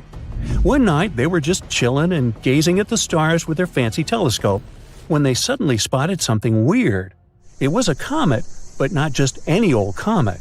This one was traveling super fast and had a really strange shape. It was so odd that they even thought it might be a spacecraft from outside our planet. They named it Oumuamua, which means a messenger from afar arriving first in Hawaiian. Now, I know what you're thinking. Did they find a new civilization living in space? Well, not quite. But what they did find was pretty cool.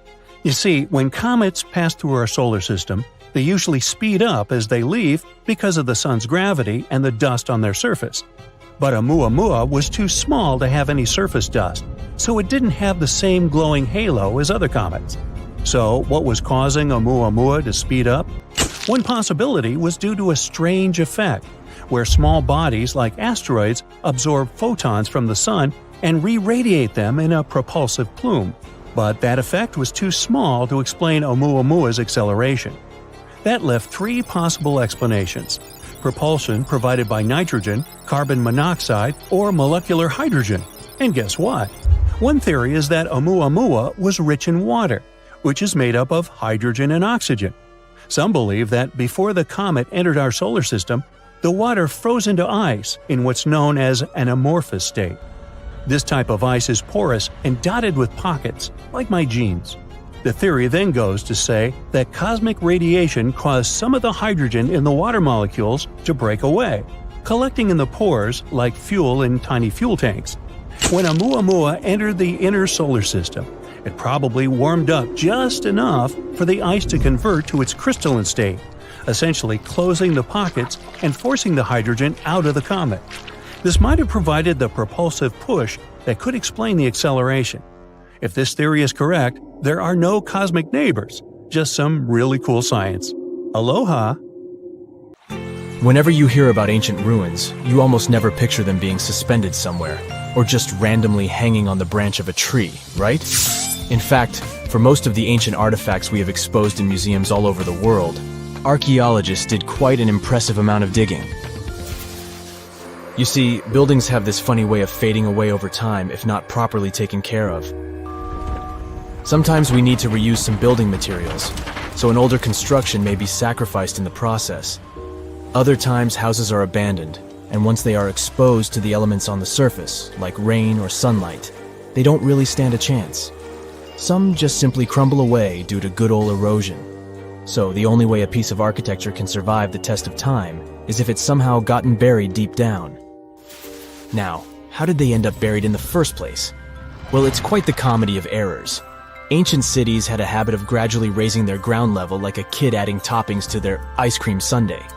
You see, these settlements were always busy collecting food and building materials to keep up with their ever-growing population.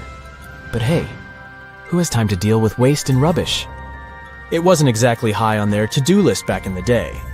So when it came to building new houses, ancient civilizations found it much easier to save their sweat and tears by piling up the rubble and constructing right on top. But that's not all. Rivers would also occasionally flood and deposit a layer of sediment on the city floors, further encapsulating those ancient constructions. And in those dry regions like the desert, where the wind likes to show off its sand and dust dance moves, you can bet it was a constant struggle to keep the establishments clean. One hilarious example is the Sphinx, which had its head buried in sand until a group of archaeologists unearthed it in 1817. Some ancient towns eventually got covered up because they were completely abandoned. With less human activity to control their expansion, plant seeds couldn't resist the opportunity and sprouted all over the place. They gobbled up carbon dioxide from the air and grew, adding more and more bulk to the ground. Those cheeky roots even decided to stabilize the soil made from decaying plant matter, creating layers upon layers of earthy goodness. It's like the ultimate DIY project Mother Nature embarked on, with plants as her loyal helpers. The act of digging into the secrets of ancient civilizations is not just about unearthing a lost world. It's also an epic quest to reveal the hidden treasures beneath layers of history. But how do archaeologists know where to dig in the first place? If everything is covered in layers upon layers of sediments, debris, and plant roots, they must have some sort of system they rely on before embarking on a new project, right? For starters, they're not always the ones suggesting an archaeological dig in a certain location. Let me explain. Let's say you're a contractor and you want to build a new fancy apartment complex in your city. Some local legislations have certain requirements before your project can start, though.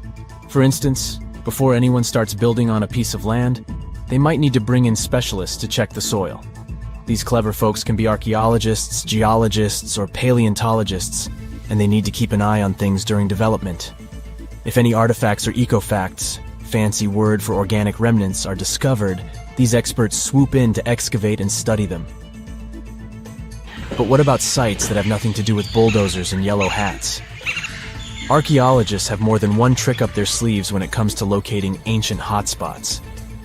They dive deep into historic records with a healthy dose of detective work. By sniffing out old documents and maps, they can piece together the puzzle of human activity in a specific area. If a site has been visited before, it's even better. Finding records of past excavations or historical accounts can give archaeologists lots of information on where to continue their treasure hunt. Before archaeologists start swinging their shovels, they engage in a bit of a visual scan mission. Armed with a grid system, they'll stroll around the site, keeping their eyes peeled for any artifacts that might be hiding just beneath the Earth's upper layer. From groundstone tools to historic glass and even ancient garbage dumps, yes, they're also valuable. These keen-eyed explorers can spot signs of human activity faster than most people. If they stumble upon midden soil, fancy term for a garbage dump, they know for sure that humans once called this place home. Archaeologists don't just rely on their trusty shovels, though. They have an arsenal of gadgets to aid in their search for hidden wonders. Geophysical tools are like their secret weapons. Take the resistivity meter, for example. This clever contraption measures the electrical component of the soil and any buried features or artifacts. A buried wall, for instance, will create a different resistivity reading than the surrounding soil. Magnetometers and ground-penetrating radar work in similar ways, showcasing potential hints of ancient treasures in the soil. And who could forget our trusty old friend, the GPS? It helps archaeologists map out precise locations, like a high-tech treasure map, leading them straight to their pot of gold. Care to virtually visit some of the most important archaeological sites in the world? Well, follow me. In the United Kingdom, for instance, you'll find this interesting place called Stonehenge. It's one of many henges scattered around, but this one really takes the cake.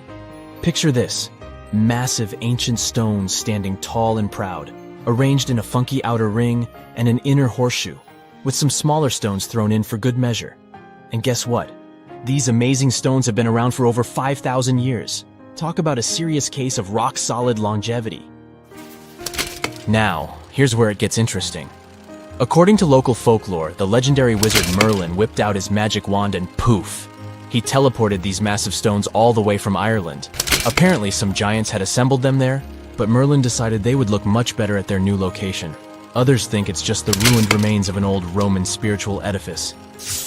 These amazing structures were built by our Bronze Age ancestors. With their simple tools and limited tech, they managed to create this monumental masterpiece. Impressive, right? Unfortunately, there's still so much we don't know about this area. Stonehenge's initial purpose remains a mystery to this day. Sure, there are lots of theories, but scientists have yet to agree on the subject. However, we do know that it's perfectly aligned to catch the sunrise during the summer and winter solstices. The ancient city of Pompeii is an equally amazing archaeological site. Picture this: Mount Vesuvius, a notorious troublemaker, decided to throw a volcanic tantrum and completely covered this ancient Roman city. It turned it into a time capsule, located outside present-day Naples in Italy. Fast forward to the year 1748, when a bunch of adventurous explorers stumbled upon Pompeii. Lo and behold, they discovered a treasure trove of well-preserved goodies: streets, houses, food, probably a bit stale by then, blingy jewelry, fancy sculptures, colorful frescoes, everyday household items, and even animal and human remains. It was like an epic archaeological party. From the looks of it, Pompeii had it all. Fancy houses and villas, a massive 20,000-seat arena, cute little artisan shops, hangouts like taverns. And let's not forget the saucy spots like those luxurious bathhouses for some intense pampering. There's also the sanctuary of Apollo, where people used to gather for their daily dose of worship. And of course, the bustling heart of the city, the Forum of Pompeii, where all the cool people used to hang out. And guess what? Pompeii is so cool that it made it to UNESCO's World Heritage List back in 1997. That's like the ultimate Hall of Fame for historical awesomeness. It also includes many other famous buildings and sites, like the Taj Mahal in India and the Acropolis of Athens in Greece. Egyptian archaeologists made an extraordinary discovery near Cairo just recently. Drumroll, please. The most ancient and most complete mummy yet discovered in the country. Yes, they were keeping it under wraps. The 4,300-year-old mummy was found in a group of tombs close to the step pyramid of Djoser, dating back to the Egyptian Old Kingdom. It was covered in layers of gold. The team also found several other tombs, including one belonging to an ancient Egyptian official and another belonging to a secret keeper who had the power to perform special ceremonies. Another interesting tomb was that of a writer, which featured the largest statues ever found in the area. This vast burial site is also home to more than a dozen pyramids and resting grounds. Probably one of the most famous mummies in the world is that of Hatshepsut. She ruled Egypt like a boss for around 20 years, building all sorts of impressive buildings and creating new trade routes.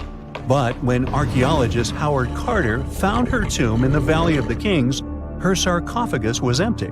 However, Carter did find 2 coffins in another tomb, one of which belonged to Hatshepsut's wet nurse and the other to an unknown woman. In 2006, a team of specialists decided to investigate whether that mysterious lady was the queen herself. They found a molar tooth in a wooden box with Hatshepsut's name on it, and when they compared it to a gap in the mummy's mouth, it was a perfect match. Ramses II was a pretty impressive ruler, but it was his mummy that eventually made history. Now, we don't hear too much about his daddy. Okay, I'll stop. Ramses is considered to be the most powerful pharaoh in all of Egypt, as he reigned for a whopping 6 decades. He also lived to be over 90 years old. Now that's pretty amazing, considering the time he lived in. Ramses II supposedly had over 100 offspring too. Talk about a big family. When he passed away, his body was originally buried in the Valley of the Kings, but some sneaky guys tried to rob his tomb of all his treasures. Officials back in the day weren't having any of that though, so they moved his body to a secret location to keep it safe. Fast forward to the 1800s, and Ramses II's mummy was discovered along with a bunch of other rulers and important officials. But it wasn't in the best condition, so archaeologists flew it to Paris to get it, pampered. Problem was, he couldn't just be transported into another country. The only solution available was to give Ramses II his own passport. His occupation was listed as king, and the document even featured his photo. Most mummies aren't necessarily known for having the most hydrated skin. But that of an ancient woman, also known as Lady Di, proves otherwise. No, not that Lady Di. This wealthy lady from ancient times was discovered in an ornate tomb in 1971, and she looked fabulous, if we can say so about a mummy. Thanks to the special conditions in her tomb, like the moisture in the environment and the lack of oxygen, her body was almost perfectly preserved. Her skin was soft, her hair was on point, and she was still flexible. The museum that now proudly displays her mummy also shows a ton of fancy items that were buried with her, like dinnerware and musical instruments. Archaeologists investigated the mummy further and discovered that she passed away from a heart attack at around 50 years old. Even though it hasn't been around for over 2,000 years, Lady Di is still making history. The mummy of Otzi the Iceman was discovered in the Alps in 1991. Austrian authorities initially thought he was a modern mountaineer because he was so well preserved. Turns out, he was actually from the Copper Age. He was found in a mountain pass over 10,000 feet above sea level. Through studying his mummy, we've learned so much about life in Copper Age Europe. For example, we know that he was a native of Central Europe and enjoyed eating meat. He also suffered from arthritis, narrowing arteries, and intestinal problems. But he likely used acupuncture and medicinal herbs to treat these conditions. And apparently, he was pretty handy with tools. He sharpened them just days before his untimely demise. Who knows if he was expecting trouble or just getting ready for some routine work. Now, King Tut and his story is most likely the one that made all mummies famous. This pharaoh passed away at the young age of 19, more than 3,000 years ago. But his mummy is still one of the most well-known in the world. When his tomb was opened in 1922, people went wild because it was still intact, unlike many other royal tombs. It had some seriously blinged-out coffins, including one made of solid gold. Not only did Tut's tomb give us a glimpse into ancient Egyptian history, but his mummy also taught us a lot about the time he lived in. DNA analysis helped identify his parents and revealed that the pharaoh had a rare bone disorder that might have made walking a bit tough. Now, Ginger is most likely one of the coolest mummies you'll ever hear about. He's like a time traveler from 5,000 years ago who's still looking fly with his golden hair and perfectly preserved nails. Ginger was discovered in Egypt and is believed to be the earliest known mummified body. Before people even knew about mummification, they used to place bodies in shallow graves in the hot, dry sand. And since the sand absorbed all the water, bacteria couldn't reproduce and the body was preserved naturally. Now, scientists are not sure if Ginger's preservation was intentional or not, but since he was buried with some pottery vessels, it's likely that whoever buried him knew some serious preservation techniques. If you want to meet Ginger in person, he's currently chilling at the British Museum. One Dutch art collector bought a statue from Asia and ended up finding a weird discovery. The statue contained a mummy hidden inside. Unfortunately, the body was too fragile to move, so they had to leave it there. The coolest part is that this mummy is over 1,000 years old and was on display for 200 years before being encased in the statue. When scientists did a CT scan, they found out that the mummy was filled with paper scraps covered in writings. Experts think he might have done this thing called self-mummification, which is a pretty intense process involving a special diet and tea that makes your body less prone to bacteria. Only a few people could handle this ritual, and those who managed to do that were seriously respected. No other Egyptian queen has baffled scientists and historians like the stunning Nefertiti. Based on her statues, she was known for her slender neck, wide eyes, and high cheekbones. Her name translates to "the beautiful woman has come." Talk about living up to your name, huh? Even though she wasn't a pharaoh herself, Nefertiti still managed to leave a lasting impression.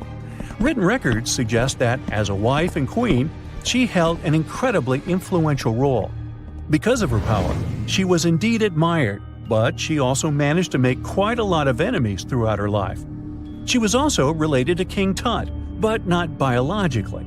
Rather, she was his stepmother. So far, locals have yet to identify her mummy, but that may soon change. A local Egyptologist who has been busy excavating tombs in the Valley of the Kings has found two mummies that he believes could be Nefertiti and her daughter. According to specialists, we may soon finally get a definitive answer about the identity of these two mummies. And if one of them does turn out to be Nefertiti, we could be in for a real treat. DNA analysis and CT scans of the mummy could give us the most complete and accurate image of the queen that we've ever seen. It's crazy to think that we've only scratched the surface of what lies beneath modern-day Egypt. Nefertiti ruled during a time of great power and prosperity in Egypt, but unfortunately passed away in a period of social turmoil, leading to her gravesite being lost. Now, where's my mummy? Strange and amazing items are discovered often, but figuring out what our ancestors were up to is pretty tough. Especially when all you have are just some rusty cups and cave drawings. It's no surprise that even the experts in lab coats sometimes make mistakes. But it's not just about dusty plates and huge stones. Sometimes there's even humans with large heads. So grab your digging tools and let's travel back to ancient times to explore incredible societies that even scientists can't fully explain. Sardinia may look idyllic now, but I'm not gonna lie, I wouldn't fancy visiting it 3,000 years ago. Rumor has it, terrible giants roamed around this island back then. People even talk about finding human skeletons over 13 feet tall there, although nobody's ever shown anything to prove it. But the stories will make you wonder because some weird stuff has definitely happened. In 1974, over 5,000 pieces of broken stone artifacts were found in a part of the island called Monte Prama, but instead of being displayed in a museum, they were locked up in an underground vault for about 30 years. Sounds a bit suspicious, doesn't it?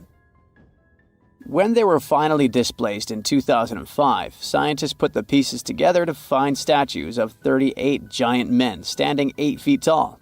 Not quite as tall as the legendary skeletons, but still pretty huge. It's thought these statues were made by the Nuragic people, who lived on the island a long time ago. Besides giant statues, they also built over 8,000 massive stone buildings. Perhaps Nuragic weren't giants themselves, but they definitely liked their things big. I do too. I like a big number of likes on our videos. That would be pretty great. Thank you if you liked this and subscribed. Now back to the video. You and I are pretty smart, but we might not be the smartest humans ever.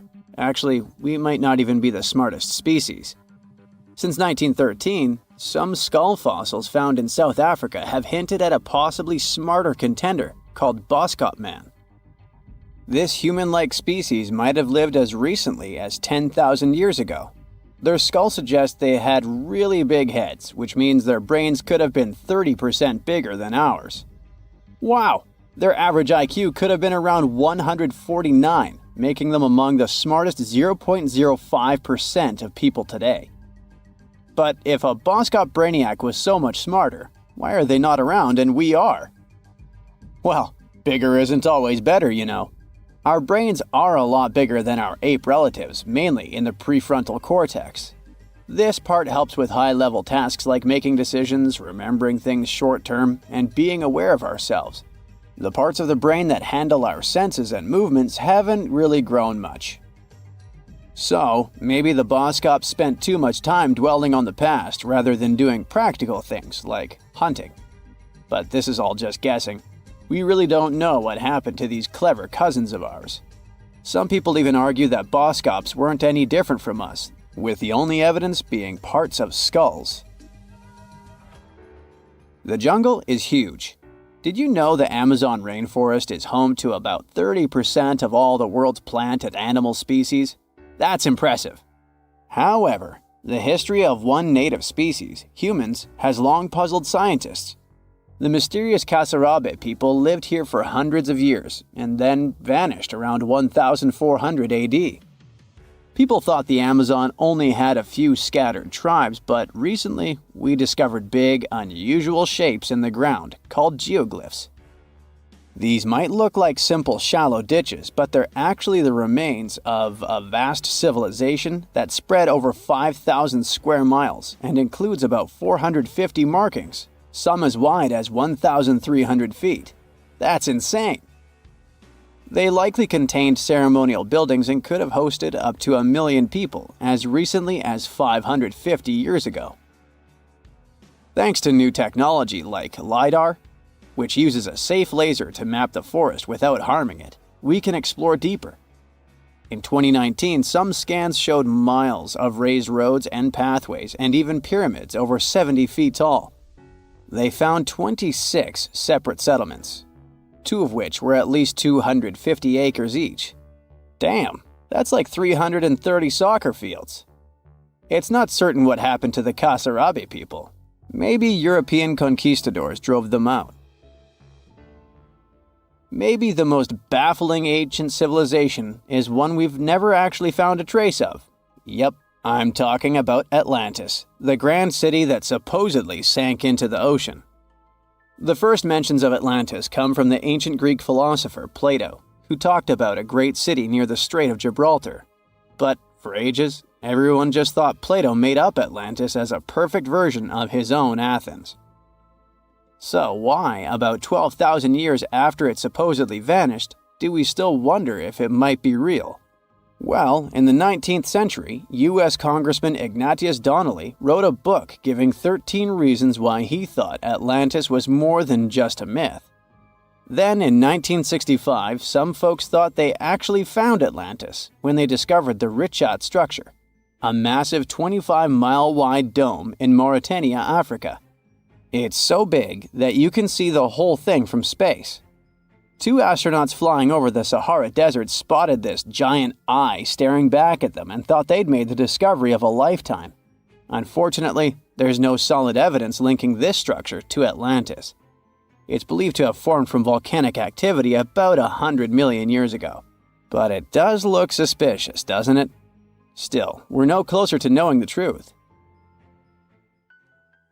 Imagine going back to about 3,300 BCE and finding yourself in South Asia. Welcome to the Harappan civilization. These people were way ahead of their time. They had cities like Harappa and Mohenjo-daro, complete with baked brick houses, sophisticated drainage systems, and even public baths. This place might have had over 5 million people, making it one of the densest regions at the time. They also invented a system of standardized weights that was incredibly useful for traders. And trading they did. These people had connections stretching all the way to the Middle East, thanks to their great skills in metallurgy. They even had a form of ancient branding. The seals were used to stamp clay on trade goods. Despite being so advanced with a thriving urban life, there's a whole bunch of mystery shrouding their language and script. We've got bits and pieces of their writing, but no one's deciphered them yet, even with all the technology we have today. We also still don't know how exactly their society worked. It looks like they didn't flaunt their social status as much as other civilizations. No grand palaces or massive monuments. Instead, their largest buildings might have been granaries. They sure were practical. Unfortunately, all good things must come to an end. Around 1800 BCE, this bustling civilization started to decline, possibly due to shifts in river patterns. As the environment changed, the Harappans packed up, moving towards more hospitable lands. Ever heard of the Minotaur? The beast with a bull's head and a man's body, hunting the bravest travelers in a massive maze. Well, this wasn't just any old tale. It was one of the most popular dramas of the ancient world. And it was inspired by this place, the island of Crete. The Minoans lived here during the Bronze Age. They had stunning palaces, amazing frescoes, and a culture so rich it still fascinates historians to this day. They built places like Knossos, which was so complex with its multi-story buildings and elaborate hallways that it might have inspired the whole labyrinth myth. Their engineering was so ahead of its time that even their drainage systems were more advanced than what many of us have today. Let me know in the comments which of these stories you find the most fascinating, and thanks for watching. It's 1898, and you're taking part in excavations in Saqqara. This place, not far away from Cairo, is full of ancient tombs and pyramids. You're in your Indiana Jones mood and hope to find something really phenomenal to become famous. Gold, manuscripts, treasure maps, mummies of famous pharaohs. Wait, a wooden bird? You're really disappointed as it looks like a regular toy. An old one, but still. Little do you know that years later, someone would propose that your bird was actually an ancient monoplane. So the artifact, nicknamed the Saqqara bird, is made of a sycamore tree. The birdie has a wingspan of just 7 inches and weighs around 40 grams.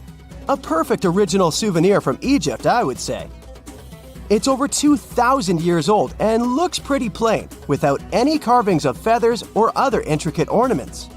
It has a beak and eyes though, which makes our find look like a hawk, the emblem of the deity Horus.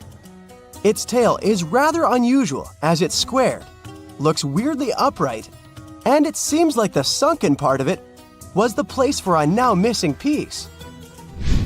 Humans love solving a good mystery, so there have been several attempts to explain the use of the birdie. First, quite simply, is that it was a ceremonial object. The second idea is that it was a toy for a child from some well-off family. It could have been some sort of boomerang, which was a popular concept in ancient Egypt. Then there was a theory that the bird had been used as a weather vane.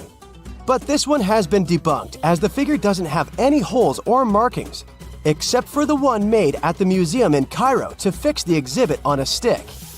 So there was no way to hang it in the past.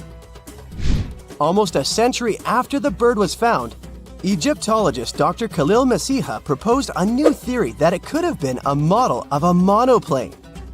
He believed the bird was missing a horizontal tailplane. Otherwise, it had its wings set at a right angle, similar to that of modern planes. It could have worked to generate the aerodynamic lift necessary for flights. Dr. Masiha also claimed that it was common at that time. to place miniature models of technological inventions in tombs. So, did the ancient Egyptians really invent the plane in 200 BCE? That would make the Wright brothers, who are considered the inventors of aviation, really upset. They made one of their first flights only in 1903. There's just one way to know for sure, and that is to test the model. But you know, the ancient museum in Cairo would unlikely let one of their cherished exhibits fly around like a toy. That's why glider designer Martin Gregory built a similar model, this time of balsa wood, and concluded that even with the missing tailplane, the plane wasn't much of a flyer. Case solved? Not really. This didn't sound convincing enough to the History Channel, so they invited an aerodynamics expert to build another replica of the bird. He tested it in weather conditions similar to those in Egypt and was impressed with the little plane's abilities. So, if they did invent the prototype of a plane back in the times of pharaohs, it would be a good example of an oupart. That's an out-of-place artifact, an object that's way ahead of its time in terms of technology or history. And the Saqqara bird isn't the only example of such a revolutionary concept. In 1901, a group of divers retrieved the Antikythera mechanism from an underwater shipwreck near the Greek island of Antikythera. It's been dubbed the world's first analog computer, and it's currently dated around 100 BCE. The bronze mechanism could tell the position of the sun, moon, planets, and stars, as well as the lunar phase, the dates of upcoming solar eclipses, and even the speed at which the moon moves through the sky. No one's sure who used it and how or where it was made, but it's obvious that it's extremely precise and way too advanced for its time. The first flushing toilets in the world were invented in the middle of the 20th century. Just kidding. The ancient Minoans on the Mediterranean island of Crete and the Indus Valley civilization both came up with this brilliant invention at the same time, around 4,000 years ago. The plumbing and sanitation were so well done that no one managed to design anything better until 2,000 years later. One ancient Minoan lavatory was discovered at the Palace of Knossos. It looks like it had a wooden seat set over a tunnel that directed water from a rooftop reservoir to an underground sewer. Other varieties got water from jugs.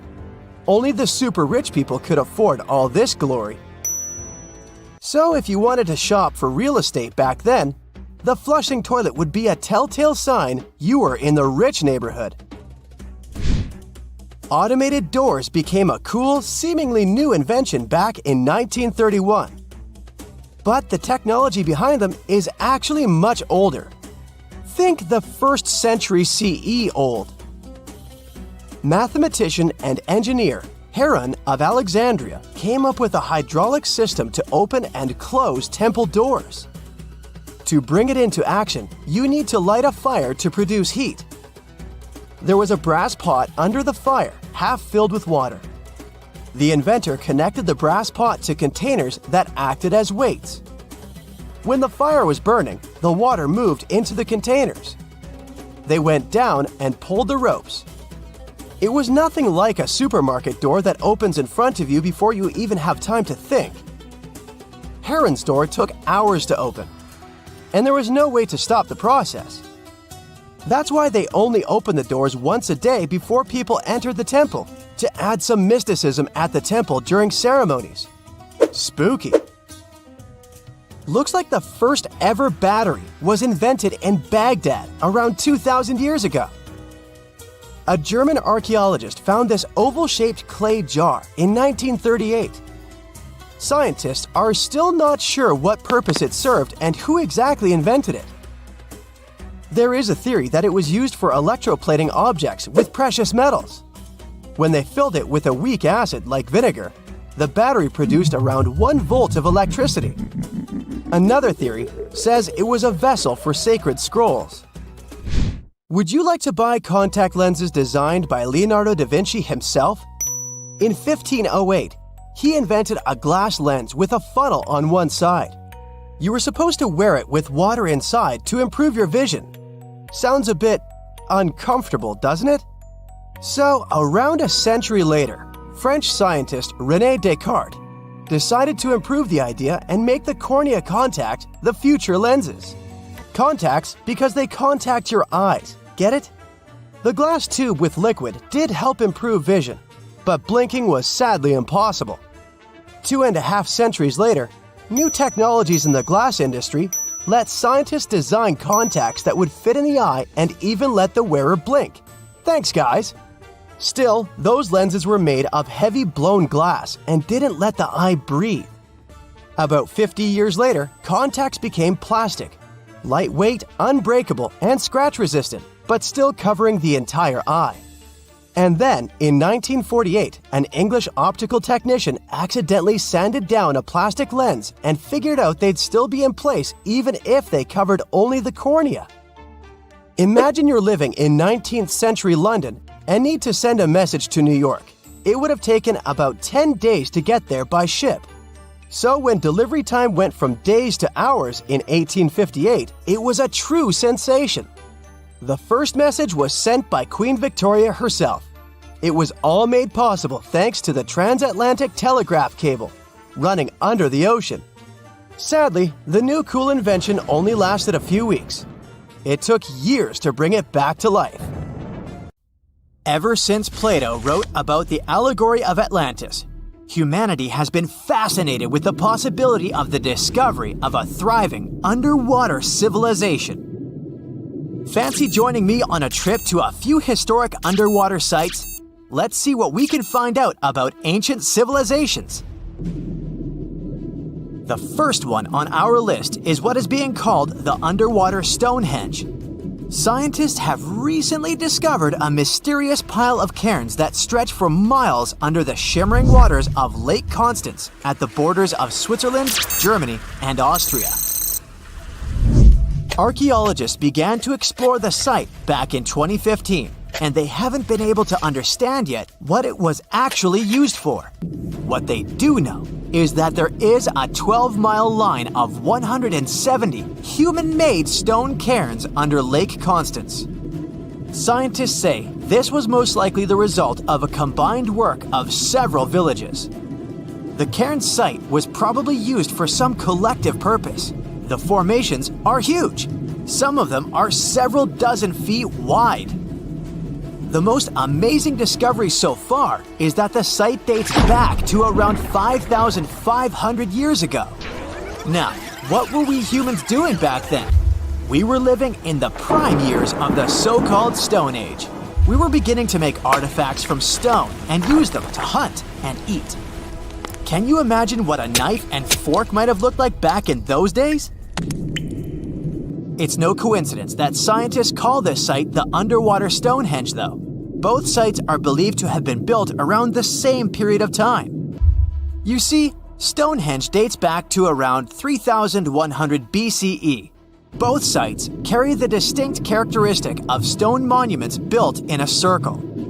Not to mention the fact that scientists also haven't figured out why on earth our early ancestors would feel the need to build a monument such as Stonehenge. Well, the mystery of Lake Constance hasn't been solved yet. Who were the Neolithic people from this area? And for what purpose did they go through such an amount of work and effort to build this huge stone site? Next, we're taking you on a tour of the Ryukyu Islands just off the coast of Japan. You're diving deep down to an archaeological site. But I should warn you, the waters of the Pacific Ocean are far from smooth. It doesn't take long before you see a huge structure, thanks to the sunlight shining down on the seabed. At first, it looks like Machu Picchu's ruins located across the globe in Peru. As you approach the site, you slowly figure out its forms. A pyramid-shaped structure, arches, staircases. It's something that could have easily been a palace or a castle. Could this be a sign of human activity? What you've just seen is known today as the Yonaguni Monument. It also goes by the name of Japan's Atlantis. The entire monument is about the size of 5 soccer fields and the height of a 5-story building. Its most surprising feature is its expanse of terraces. Explorers and scientists believe that Yonaguni might be 10,000 years old. But whether it's a human-made structure or a natural formation is still under debate. For Japan's top marine geologist, Professor Masaki Kimura, Yonaguni is the heritage of a lost civilization. Kimura has dived to the bottom of the ocean to explore the ruins over 100 times over the past 10 years. According to him, there are clear signs of human activity down there. On the monument's surface, there is a triangle-shaped concave that is a historical symbol of water fountains in the region. There's also a giant turtle carved on the eastern side of the structure. And, according to Kimura, turtles have an important cultural meaning. Several pieces of stone tools have been recovered from the site. Their estimated age is around 10,000 years. However, not all scientists support this theory. For many, Yonaguni is the result of thousands of years of erosion. The fact that the monument is composed of one massive rock leads them to believe it's not human-made. The defined edges and flat surfaces resemble a natural formation in Northern Ireland, known as the Giant's Causeway. The basalt columns look like the ruins of a palace, but they're actually the result of volcanic activity in the region. Now, you're flying to the coast of Greece, 4 hours away from Athens.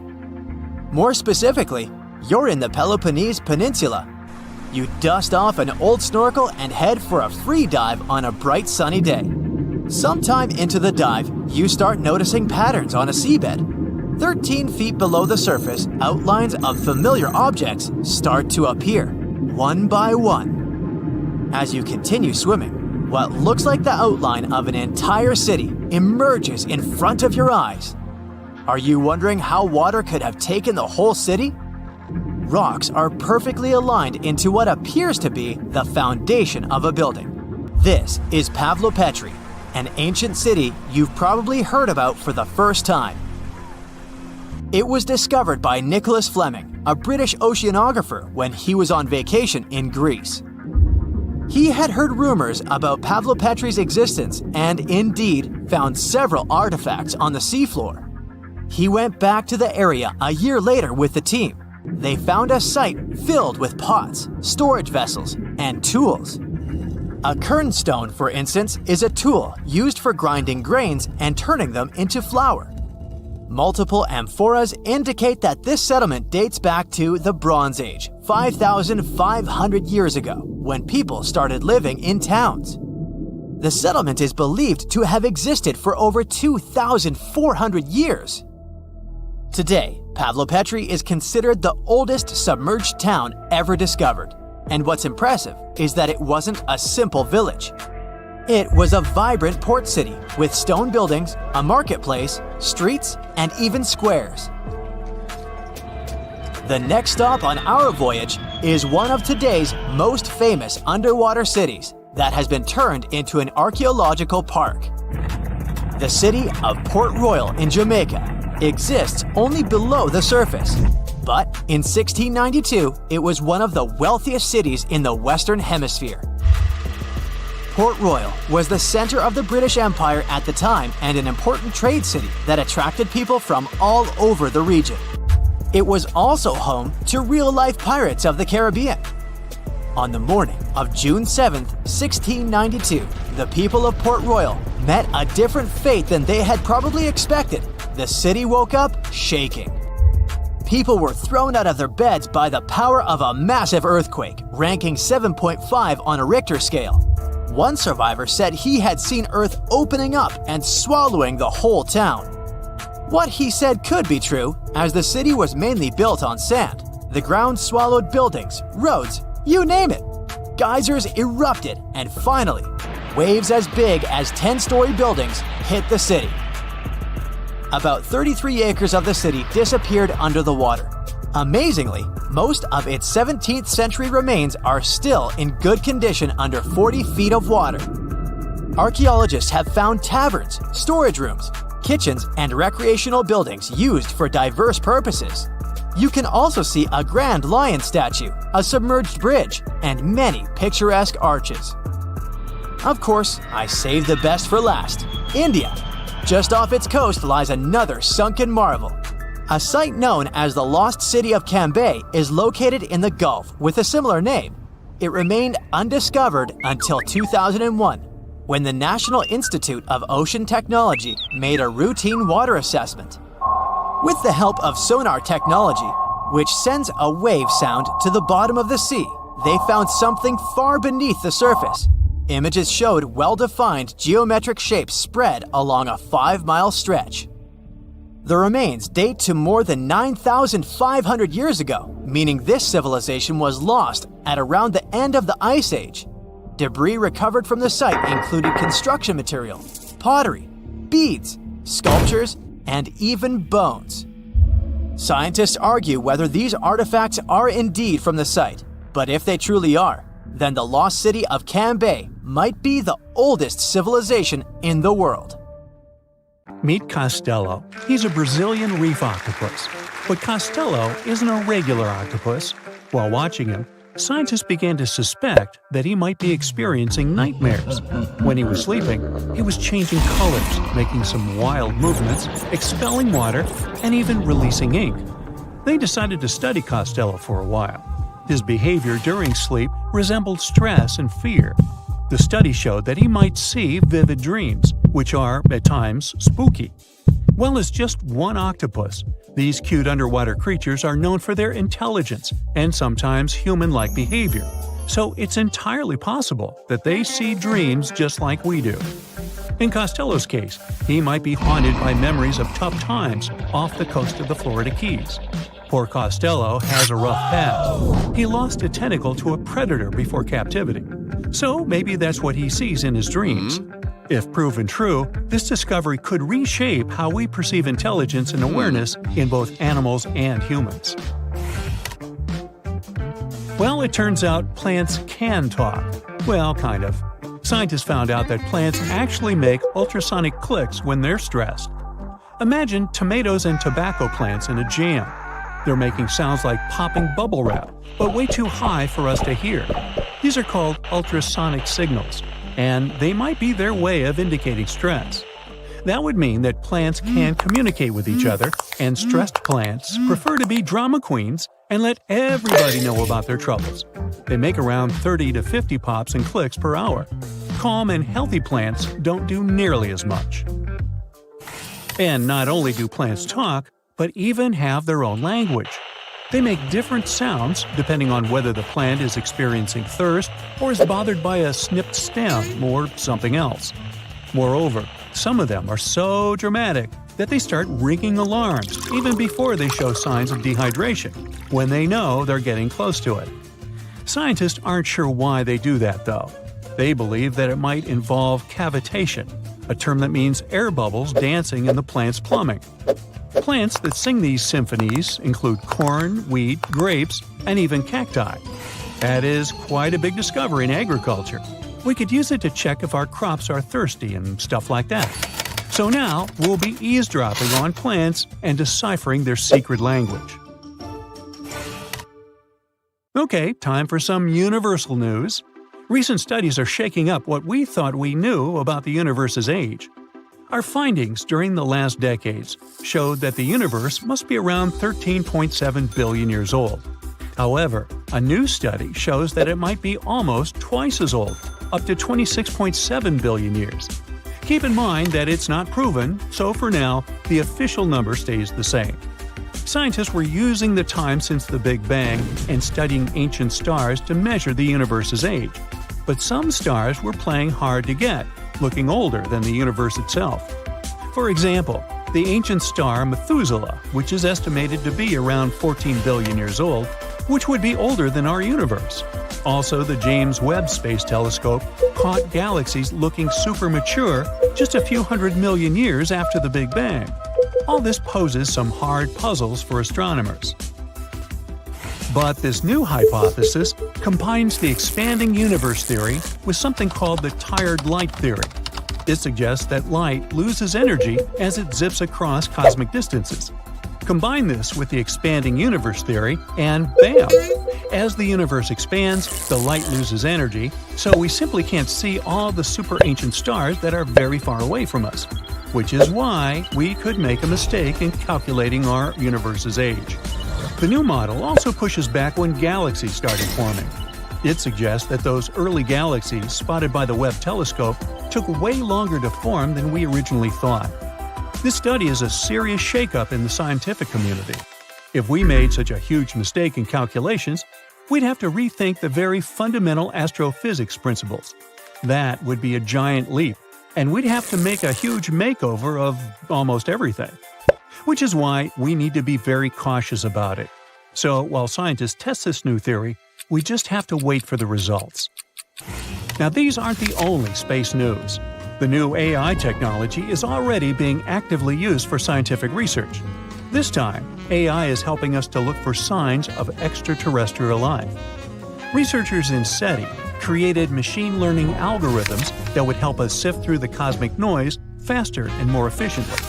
When you point a radio telescope at the stars, it's like turning into a celestial radio station that's full of different signals. We catch everything from pulsars to radio galaxies and earthly interference. Obviously, it would be pretty hard to identify a potential signal from extraterrestrials in all this mess. For over 60 years, scientists had to do all this manually. It was a daunting task to scan the skies and explore countless stars and radio frequencies. But now, AI came to help. The algorithms are trained to recognize and distinguish known interference patterns, like those from mobile phones and electronic devices amidst the cosmic data. They spot anything deviating from known patterns, the potential needle in the haystack. And we've already had some breakthroughs here. The astronomers caught 8 signals that didn't fit known patterns. While not confirmed as extraterrestrial life, they show that there's a great potential for future research. Going back to animals, this time we're visiting prehistoric Earth. Imagine turtles so massive they make today's turtles look like tiny toys. Recently, scientists stumbled upon the fossilized remains of one of these giants. It's a sea-dwelling titan that cruised the European waters about 80 to 70 million years ago. The discovery was accidental. A hiker in northern Spain stumbled upon fragments of this creature near the Pyrenees Mountains. This turtle was roughly the size of a rhino, around 30 feet in length. Just to give you an idea, this creature would be about the size of an average car. It shows that extreme sizes were more common before an extinction event. The turtles we know now, of smaller, still substantial sizes, dominated afterward. But the ancient oceans were filled with giant turtles munching on mollusks and jellyfish. This discovery also challenges the idea that gigantic turtles were exclusive to North America. The existence of this turtle proves that these colossal reptiles were hanging out in European waters too. So this might be just the tip of an iceberg, and you'll want to steer around that one too. And finally, NASA's James Webb Space Telescope has made a great discovery. It detected a crucial carbon compound in space. It's called methycation, and this tiny molecule, even if it might seem insignificant, could help us unlock the secrets of interstellar organic chemistry. Carbon is incredibly important. Carbon molecules are building blocks that construct everything from stars to planets to, well, us. It's the key ingredient for life, and scientists are eager to understand how it shaped our existence on Earth, and if it could do the same elsewhere in the universe. And methycation plays a very important role in the creation of complex carbon-based molecules. That's why it's very cool that we discovered methycation, even if it's very far away. NASA scientists found it in a young star system. This system is chilling about 1,350 light-years away from us, in the Orion Nebula. The star in this system, which is smaller and a bit weaker than our Sun, is bombarded by intense ultraviolet light from nearby hot, young, massive stars. You'd think such strong UV radiation would destroy complex organic molecules. But the research team believes that it might actually kickstart the formation of these carbon compounds. Maybe stronger stars and their insane radiation levels actually work as energy sources for life. They set off a chemical chain reaction, which results in complex carbon stuff like plants and animals. Seems like we found yet another puzzle piece. That's it for today. So hey, if you pacified your curiosity, then give the video a like